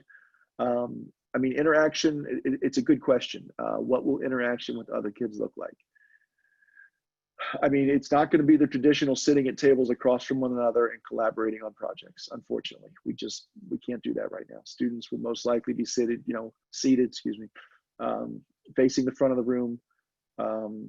Certainly, teachers will encourage student-to-student discussion and interaction, but it is tough to do from 6 feet apart. And then we have to maintain those social distancing guidelines. So it's going to be different, and what we will do is we'll do everything we can to create that, that supportive, nurturing environment in the, particularly the early childhood classrooms. What we want you to do is, if your child's struggling, or, it will probably be stressful for many of the students, and particularly, kindergartners many of whom, if it's their first experience in school, they're being asked to sit 6 feet apart and wear masks. We do understand that's going to be stressful for students and for parents. If you have, if we notice that, your child's struggling with it, we'll certainly maintain open lines of communication with you and try to figure out strategies to help them adjust. If you see it and we're not picking up at school, please let your child's teacher know. And again, we'll do everything we can to support that transition. But very real concerns. Sorry, I gotta click the answer. How will the kindergartners be using electronic devices on their own during their in-person days? They may not be. There's, right now, truthfully, we don't really have even enough devices for the kindergarten students. So a lot of the kindergarten learning, and probably a lot of the lower grades will be paper and pencil. So, and keep in mind, on the in-person, excuse me, sorry. Keep in mind that on the in-person days, there's a small number of students in the class. So if the teacher does, begin to use devices, he or she will be able to get around to the 9 students who are there and assist them, if necessary. But a lot of the, particularly in early childhood, a lot of that instruction will probably be pen and paper. Thank you for the feedback. We appreciate it. I'm getting a lot of credit for not answering a lot of questions, but thank you. I don't know if I see Miss Shildee's there. I don't know if there's a question or just type the name. If you have a question, feel free to submit it. You guys, you killed my AirPods. I got to recharge. Can everybody hear me now? I think it switched to my regular computer speaker. Yes. Okay. I had to go plug my computer in too. I left my computer plugged in, but I'll charge each for a little bit, see if they charge back up. Yes, the first day of school for remote learning is also September 10th. Right now, as of right now, the first day of school for everyone is September 10th. It will be it'll be a interesting first day of school. Again, I'm going to have to just plead for everyone to be patient and understand that it's not going to be your traditional first day of school, which quite honestly, it's very disappointing. I love the first day of school. It's, it really might be my favorite day of the year. There's nothing better than welcoming, 1,200 kids back into school and, welcoming brand new kindergartners, especially I think the ones that struggle a little bit actually are probably, I enjoy the most because it's fun seeing them, struggle for the first few days. And then, within a couple of weeks, they hit their stride and they're doing great and they're so proud of themselves. But, it's going to be, a different first day of school for everyone. But again, just please know that we're going to do everything we can to make it as smooth as possible and as supportive for the kids. Right now, there are no masks that are recommended. That's a good question. I look at the state guidelines from the State Department of Health, and they're pretty liberal. It's just a cloth mask, and the DOE is not issued. Guidance is supposed to be forthcoming. I can tell you that the masks that we've received that have been, from Central are just the regular blue surgical masks that, kind of probably the most common mask you see out there. But we've asked that question as principals. We've not gotten specific guidance. According to the State Department of Health, what I read was that it's cloth masks, are recommended if we, I know time is upon us or time is running out, so it would be good to get a specific answer. But for right now, just plan on a cloth mask. Answer the schedule question. Remote, yeah, the schedules, the 8:30 to 2 schedule, my understanding is that's the same for everyone. That's a good question. But yeah, the one I didn't address, but yeah, my understanding right now is that the 8:30 to 2 p.m. schedule is the same for, all teachers and students. Yes, it's okay. The question, I'm sorry, I'm going to read the question. Is therapy going to be given to students who have had it during the year? I'm not sure if, it's okay. Yeah, the students will receive their related services. Again, it'll be a combination of in-person and remote potentially. We will work with families to figure out a plan that really works best for everyone. For the remote learning, do they save it for the families who cannot attend the specific time period, like those families who have to work 5 days? It's a tough question to answer given that I'm not exactly sure what the remote learning is going to look like right now. The live instruction, It may be, but we're, again, and I apologize, we're just still kind of waiting guidance on exactly what the I guess work rules and are going to look like for remote learning. So whether things will be archived and videos will be available like the live instruction, I would like to say yes, and that would be our intention. I just can't give a definitive answer right now, and I'm really sorry for that. For blended learning for kindergartners, how long is the remote learning? Excuse me, for blended learning for kindergartners, how long is the remote learning on days off? Also, must they be present during the remote class? The expectation is if there's instruction going on remote days, that students are there. Now, I do understand, like, the previous question about, there are parents who work, whose work schedules are going to make this difficult, and we'll do everything we can to work with you. Now, that doesn't mean we can necessarily create, a different schedule, but we will be as accommodating as we can, and we will not, it's not our goal to penalize a student, who if there's a conflict at home or something like that. But, the expectation is that any student who's able, when there's live instruction going on remote days, that they are there. Having said that, we understand things happen. Students get sick, parents have a work issue. If it becomes consistently, then we may have to have a conversation with the parent. But I think that answers the question. Can they wear a face shield if a child cannot wear a mask all day? The guidance, the short answer to that is no. The guidance from Central is that children can wear face shields, but they must also wear a mask all day. I know the chancellor made there was some, he commented that students with medical conditions might be able to get an exemption from masks, but that was said publicly. However, there's been no indication on how that would be applied for. And to be honest with you, the language I've heard since then has been very clear that everybody in the building must wear a mask. And students who can't tolerate masks, parents might, want to consider the full remote learning.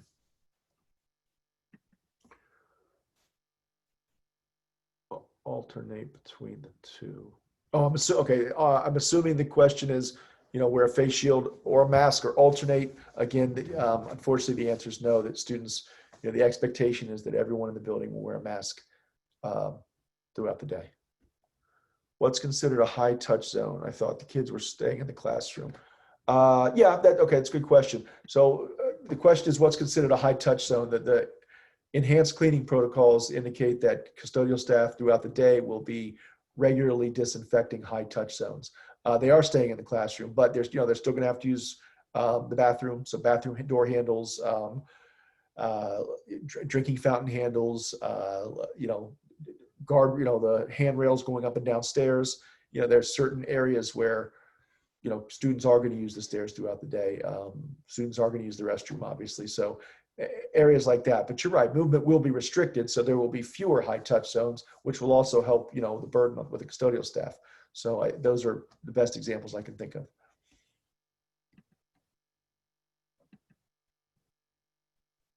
Yes, you can still choose 100% remote learning. That survey is in the question is, can you choose 100% remote? Yes, the survey, the link to the survey is in the chat. It's also available on the DOE's website. And if you have trouble finding it, if you have any trouble at all, you can email Ms. Agrensoni or your child's grade assistant principal. Will remote learning have PE, art, theater, and tech?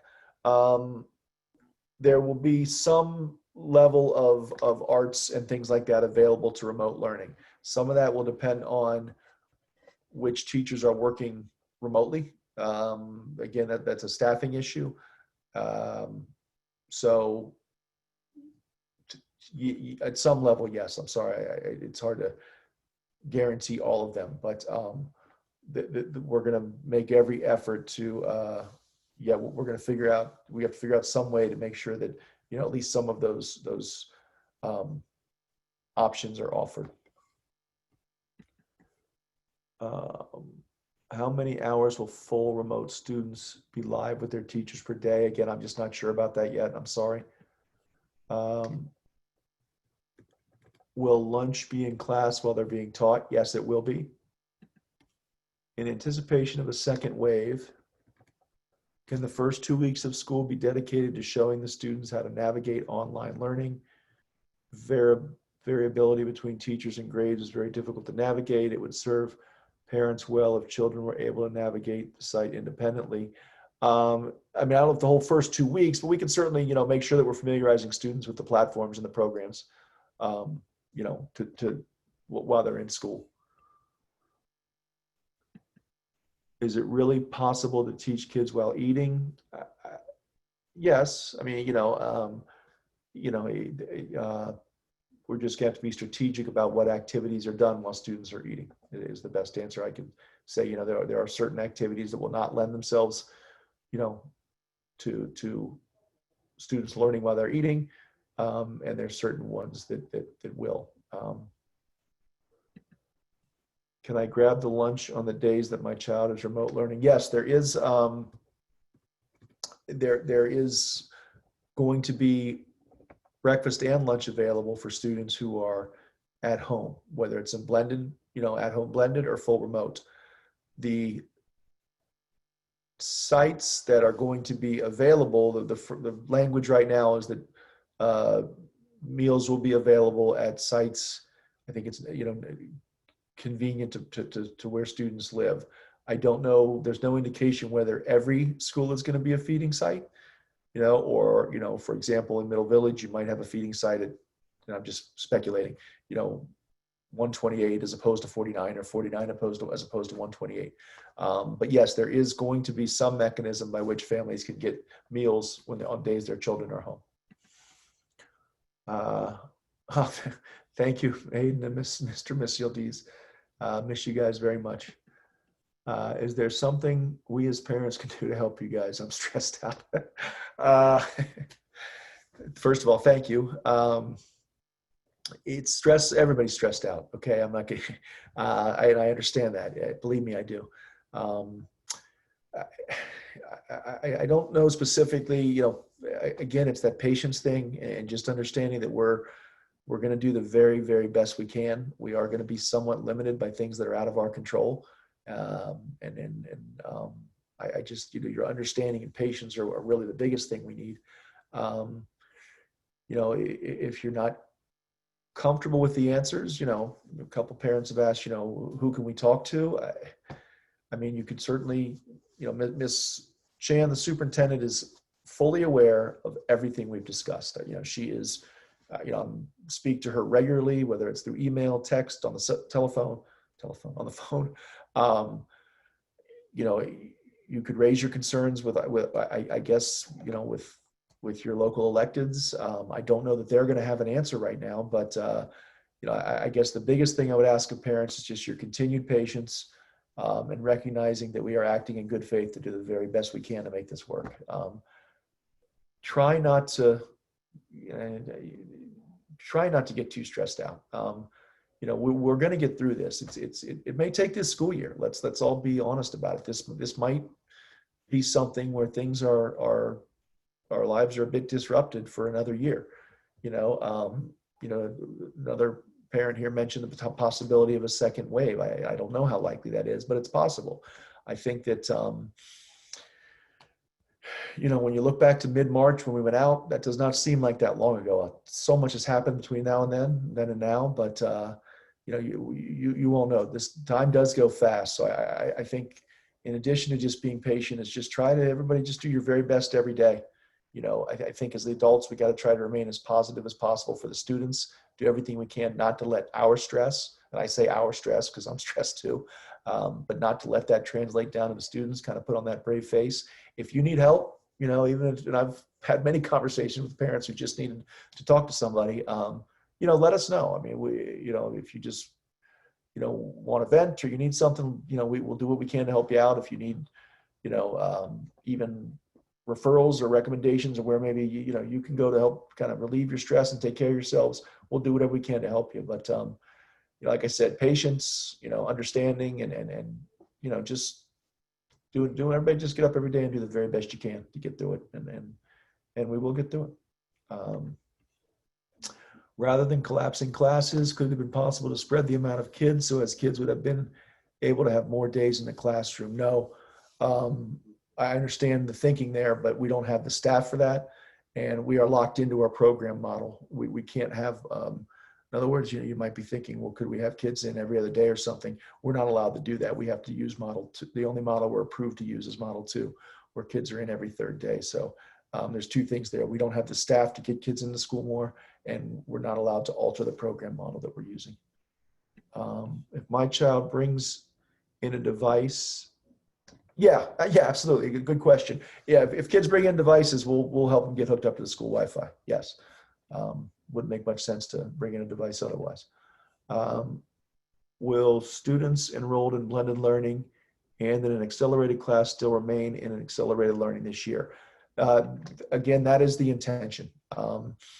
Blended learning, yes. Yeah, we're not pulling them out of an accelerated class. I'm sorry.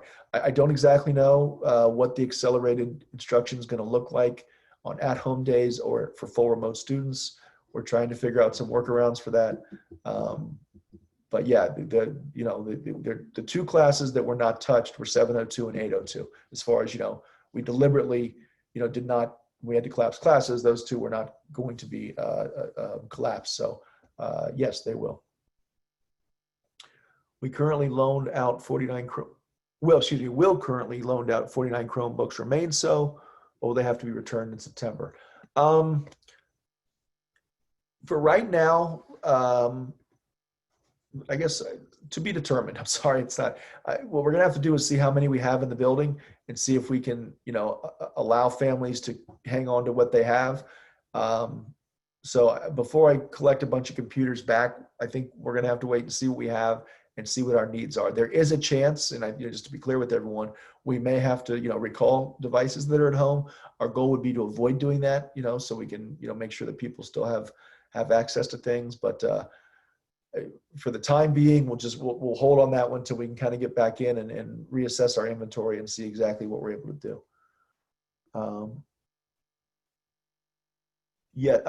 Ms. Agronsoni, could you repost the link for requesting a device in the chat? Would you mind? Yes, I already did. Oh, thanks very much. That link is there. And I also posted a link to the remote learning form. For anybody who wants to just, that's also in the chat. Thanks very much. Yeah, so if you want to opt into full remote at this point, those links are there. Thanks, Alex. Can we donate school supplies for families in need? Yeah, that's a very nice gesture. How can we go about it? It's really as simple as, let me speak to the APs tomorrow before I, my knee-jerk reaction would say just bring them to school, but that might get a little crazy first day of school with, figuring this thing out and then a bunch of school supplies coming in. But I'll put some, we'll talk about it tomorrow. We'll try to figure out, it's pretty simple. It's just a matter of dropping stuff off, but just figuring out a way that's manageable. So that's a very nice gesture and a question, and thank you for that. We will, we'll get back to you on that sooner than later. When the textbooks be ready for online students, when will the online students meet their teachers? The textbooks for online classes, they should be ready by the first day of school. And I'm sorry to say that they should be, but we expected that from the summer school program, and there were some issues with that from the beginning. So, and I'm also not exactly sure which platform online, full online students, whether the school's going to be responsible for negotiating that or whether that'll be come centrally. So, hopefully everything will be ready to go the very first day of school. Along with meeting the teachers as well. Full remote students will meet a teacher on the first day of school. It's hard to say exactly, which teacher or what exactly that'll look like. I'm sorry. Will teachers be teaching all cohorts, or no, teachers will teach all cohorts. So in other words, the fifth grade team will teach classes, say, 501A on one day, 501B on the other day, and 501C on the third day. We don't have enough staff to dedicate exclusively to cohorts. No problem. Thank you for understanding. The question is, do you know if Maspeth has spots for kids in 4th grade? I really don't know anything about Maspeth's availability. Again, the contact information was in the chat. You'd have to contact them directly. I really don't know what their capacity is. I anticipate it'll probably be limited given the circumstances, but you really should just contact them directly. Rather than collapsing, I answered that question already. I answered that question.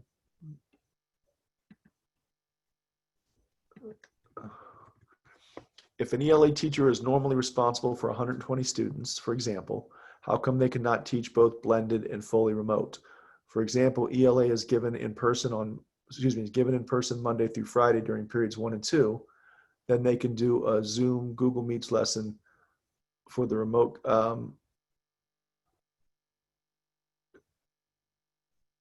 No, in-person teachers' schedules are full during the day. They don't have any, they're teaching all day. So, when the teachers come in each day, their schedules are filled by, for example, it's not a matter of students, it's a matter of, well, first of all, ELA's teachers don't have 120 students.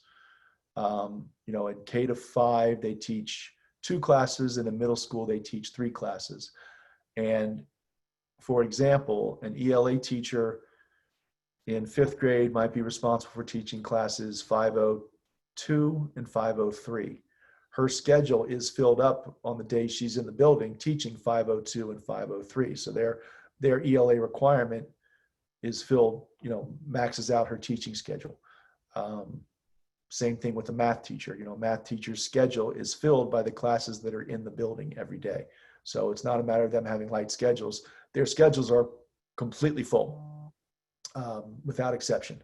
So there's just no room in the schedules for that is the answer. I addressed the collapsing classes. I'm going to go ahead and keep moving. If we initially chose blended, but want to switch to fully remote, that link is in the chat. If you want to switch to fully remote at this time, you can do so. Will 802 all remote learning be the same as blended? Will they have the same curriculum? That is the goal. To be very transparent, I'm not completely sure how I'm going to make that work, just because of the fact, like I just explained, the teachers who are working in the building, their schedules are completely full. We are working on trying to get creative and make that work. And I'm not exactly sure what that looks like yet, but we are working on that. Will there be any procession for parents and students to test electronic devices to ensure that everyone knows how to use? Oh, I'm sorry. Will there be like trainings? Yeah, we can certainly, once we get things going, we can certainly have some information sessions for parents to familiarize them with the platforms. Nothing scheduled specifically yet. Like everything else, that's dependent on availability of staff, but we can certainly work on that. We applied for a device to the DOE website. Will this request transfer to PS49 now? Yes. Sorry, I'm writing something down. Yeah, the device requests are supposed to now transfer to us, so they'll let us know. This is a good question. What happens if a child is sick on an in-school day? There is no making up that day. So in other words, if your child is sick and they're supposed to be in school on a Monday, they can't come in on a Tuesday to make that up. They stay home and would, have to engage in, I guess, asynchronous learning. It probably is not possible to have them jump onto, I shouldn't say it's not. The thought might be, well, if other kids are learning at home, can they then jump on something that's going on at home? If we can work that out, yes. But right now, it would just be kind of like a normal sick day. And that actually brings me to another point, just to remind parents, if your child is sick at all, they must stay home. Okay. Please, I know, parents might be apt sometimes, especially when they're stuck with work and things like that. If the child wakes up not feeling well, you give them some Motrin and send them in. It's extremely important that any cough, cold, the children stay home from school. And if they show up to school and they're showing symptoms like that, parents will be contacted to come pick their child home, and we're not allowed to leave them in the classroom. They'd have to be in a isolation room with a staff member. If someone in the class will be infected with COVID, what will happen to the other class students, and what restrictions will school undertake in this case? There's different levels of response to COVID, positive cases of COVID. So, for example, if there's one positive case of COVID in a class, paraphrasing, but that class would have to quarantine for 14 days. Now that leads to another question of, well, what happens? How do they flip from then in person to full remote instruction? That's a good question, and one I'm not real sure about right now, because there might be circumstances where all the teachers have been exposed to that. There's many different variables here, but there basically is a chart that it's available on the DOE's website. If you go to the DOE's website, to the safety, I think it says health and safety.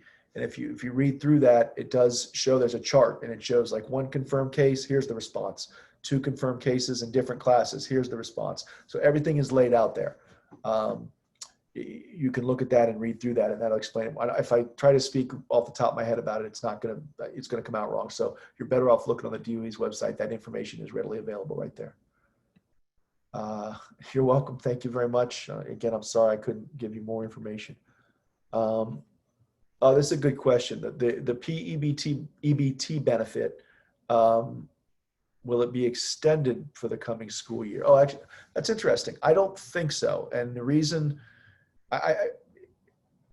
my assumption, and this is an assumption, for those who aren't aware, the PEBT benefit, all New York City Department of Education families were to receive a benefit of, I think it's $421 for the meals that their children did not have access to from March to, I guess, June. And there are really no restrictions on that. So it wasn't, well, if your child picked up lunch every day, those are just, that money's just supposed to be sent out. It was sent out in waves, from what I understand. Parents who might already have an EBT card, that allocation was automatically loaded to your card. If you are not a parent who qualifies for an EBT card, those are supposed to be mailed out to all families by September something. That came up at CEC. It was supposed to actually be June, but that deadline was not met. There is, Alex, do you have the information if parents didn't receive it yet, who they can contact? Yes, I can share it in the chat. Thanks. Thank you. There is she'll put the contact information. If you haven't received that benefit yet and you're looking for it, you can reach out. Now, I'm sorry, back to your question. I tend to get off track there.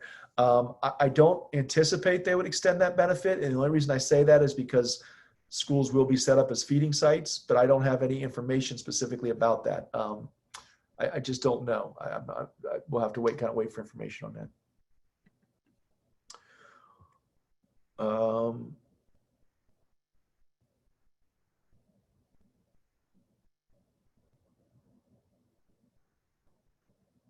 Okay, I kind of answered these, but I'll read. What happens if a student cannot attend school on their assigned day for a legitimate health reason or for any reason?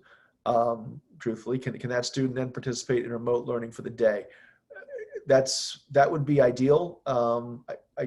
We have to look at that and see if, how the remote learning is going to be set up, and whether whatever system, however it's set up, is going to allow for students to, say, kind of flow in and out. I think that's going to be challenging, but it's certainly, we've discussed it, and something we would try to figure out.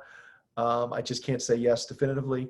Now, if a student, that was what I mentioned earlier, if a student tests positive and has to quarantine, again, I'm not completely sure if the system will be set up to allow that student to jump directly to remote learning. That is something we would work toward, though, and try to work that out. I mean, either way, we would work with the family to, and the student to make sure that, we support that child any way we can while they're home to try to, make sure there's continuity there. Sorry, I paged up and I got to scan back down. I'm not sure which questions I haven't answered. Nope. Bear with me 1 second. I apologize.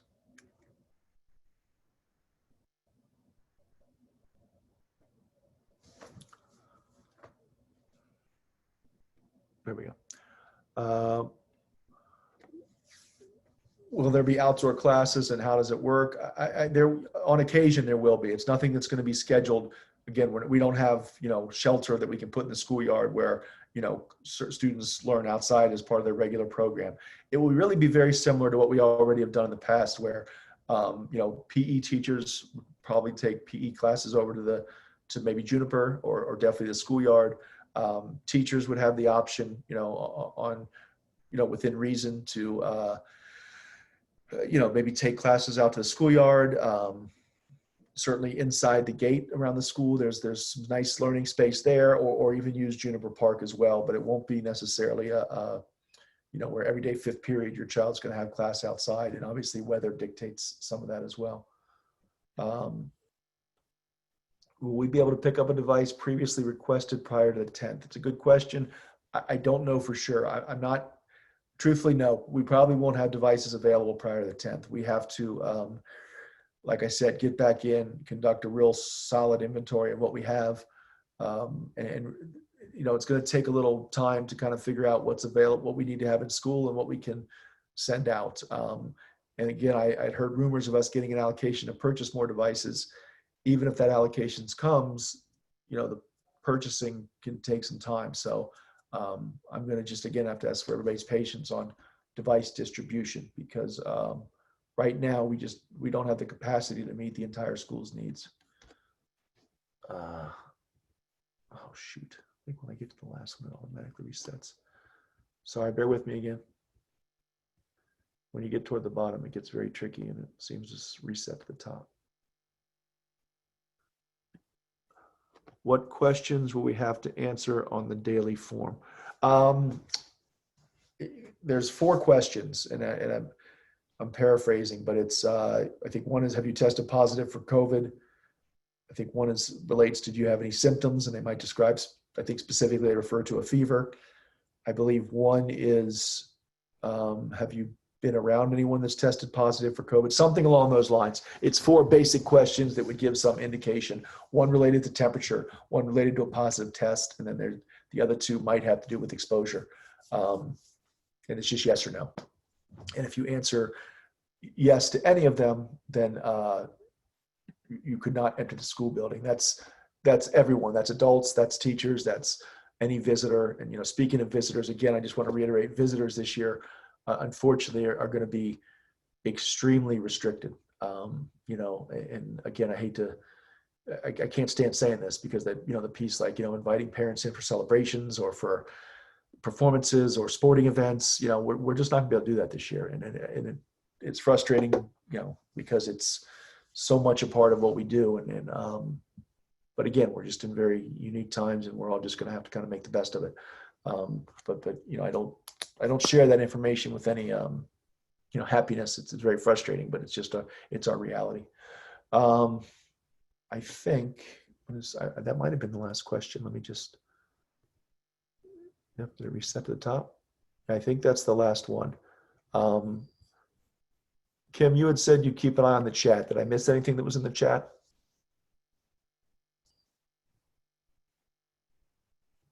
Is Kim still there? She might not be there. I'm sorry. She said she was going to put all the questions. She couldn't unmute. Okay. Anything she saw, she put them into the chat. Okay, Jess, is there anything you could think of that I missed? I don't think so. I mean, aside from the lack of information. I don't want to make it sound like I've been particularly informative, but we will continue to keep parents informed as we receive information, and continue to keep an eye on the website. Again, if you don't get your child's cohort, give us to about 4:00 tomorrow. If you don't find that email in their Gmail account, or if you're a new kindergartner, if it's not in the email that you used to register, shoot Miss Agrinsoni an email.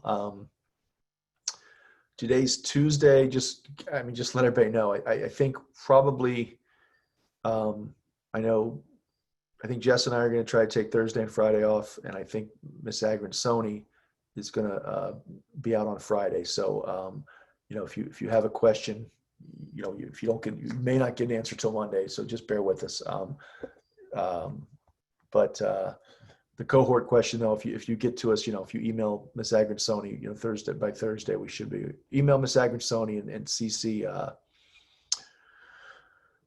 Miss Snell and I, if you don't get that. But we'll get back to you as soon as possible. Other than that, we'll continue to keep you posted as we get new information. I don't know, whether there'll be another whole parent webinar before we open. I would probably shoot for something probably toward the end of next week. If there's, major changes. So just keep an eye on, we'll blast it out with PTA. And, again, I just appreciate everybody's patience. I apologize again for the lack of, the continued uncertainty. It is frustrating to all of us, but as I said before, we'll get through it. We got to get through it. We'll get there eventually. I'm very confident in that, and we will do everything we can to make this as, painless and as smooth as possible for you and your child. So quit the Q&A there. I think I got everything in the Q&A. If there's nothing else, I'm going to go ahead and end the meeting. Thank you very much. I again appreciate everyone's patience. Ms. Agronsoni, did you want to add anything, or?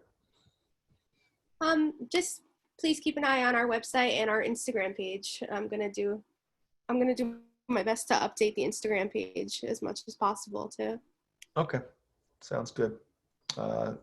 Thanks, Kim. Thanks, Jess. Thanks, Alex, for your help tonight. And parents, thank you for your questions, for your patience, for your understanding. Like I said, we'll just continue to keep you informed, and please enjoy the rest of the week and the weekend. And we do look forward to seeing you, as soon as possible. Okay. So I'm going to go ahead and end. It's kind of abrupt. So good night, everybody. I hate to just click it off, but that's kind of the way. Everyone, enjoy the night. Enjoy the rest of the summer. Take care, everyone.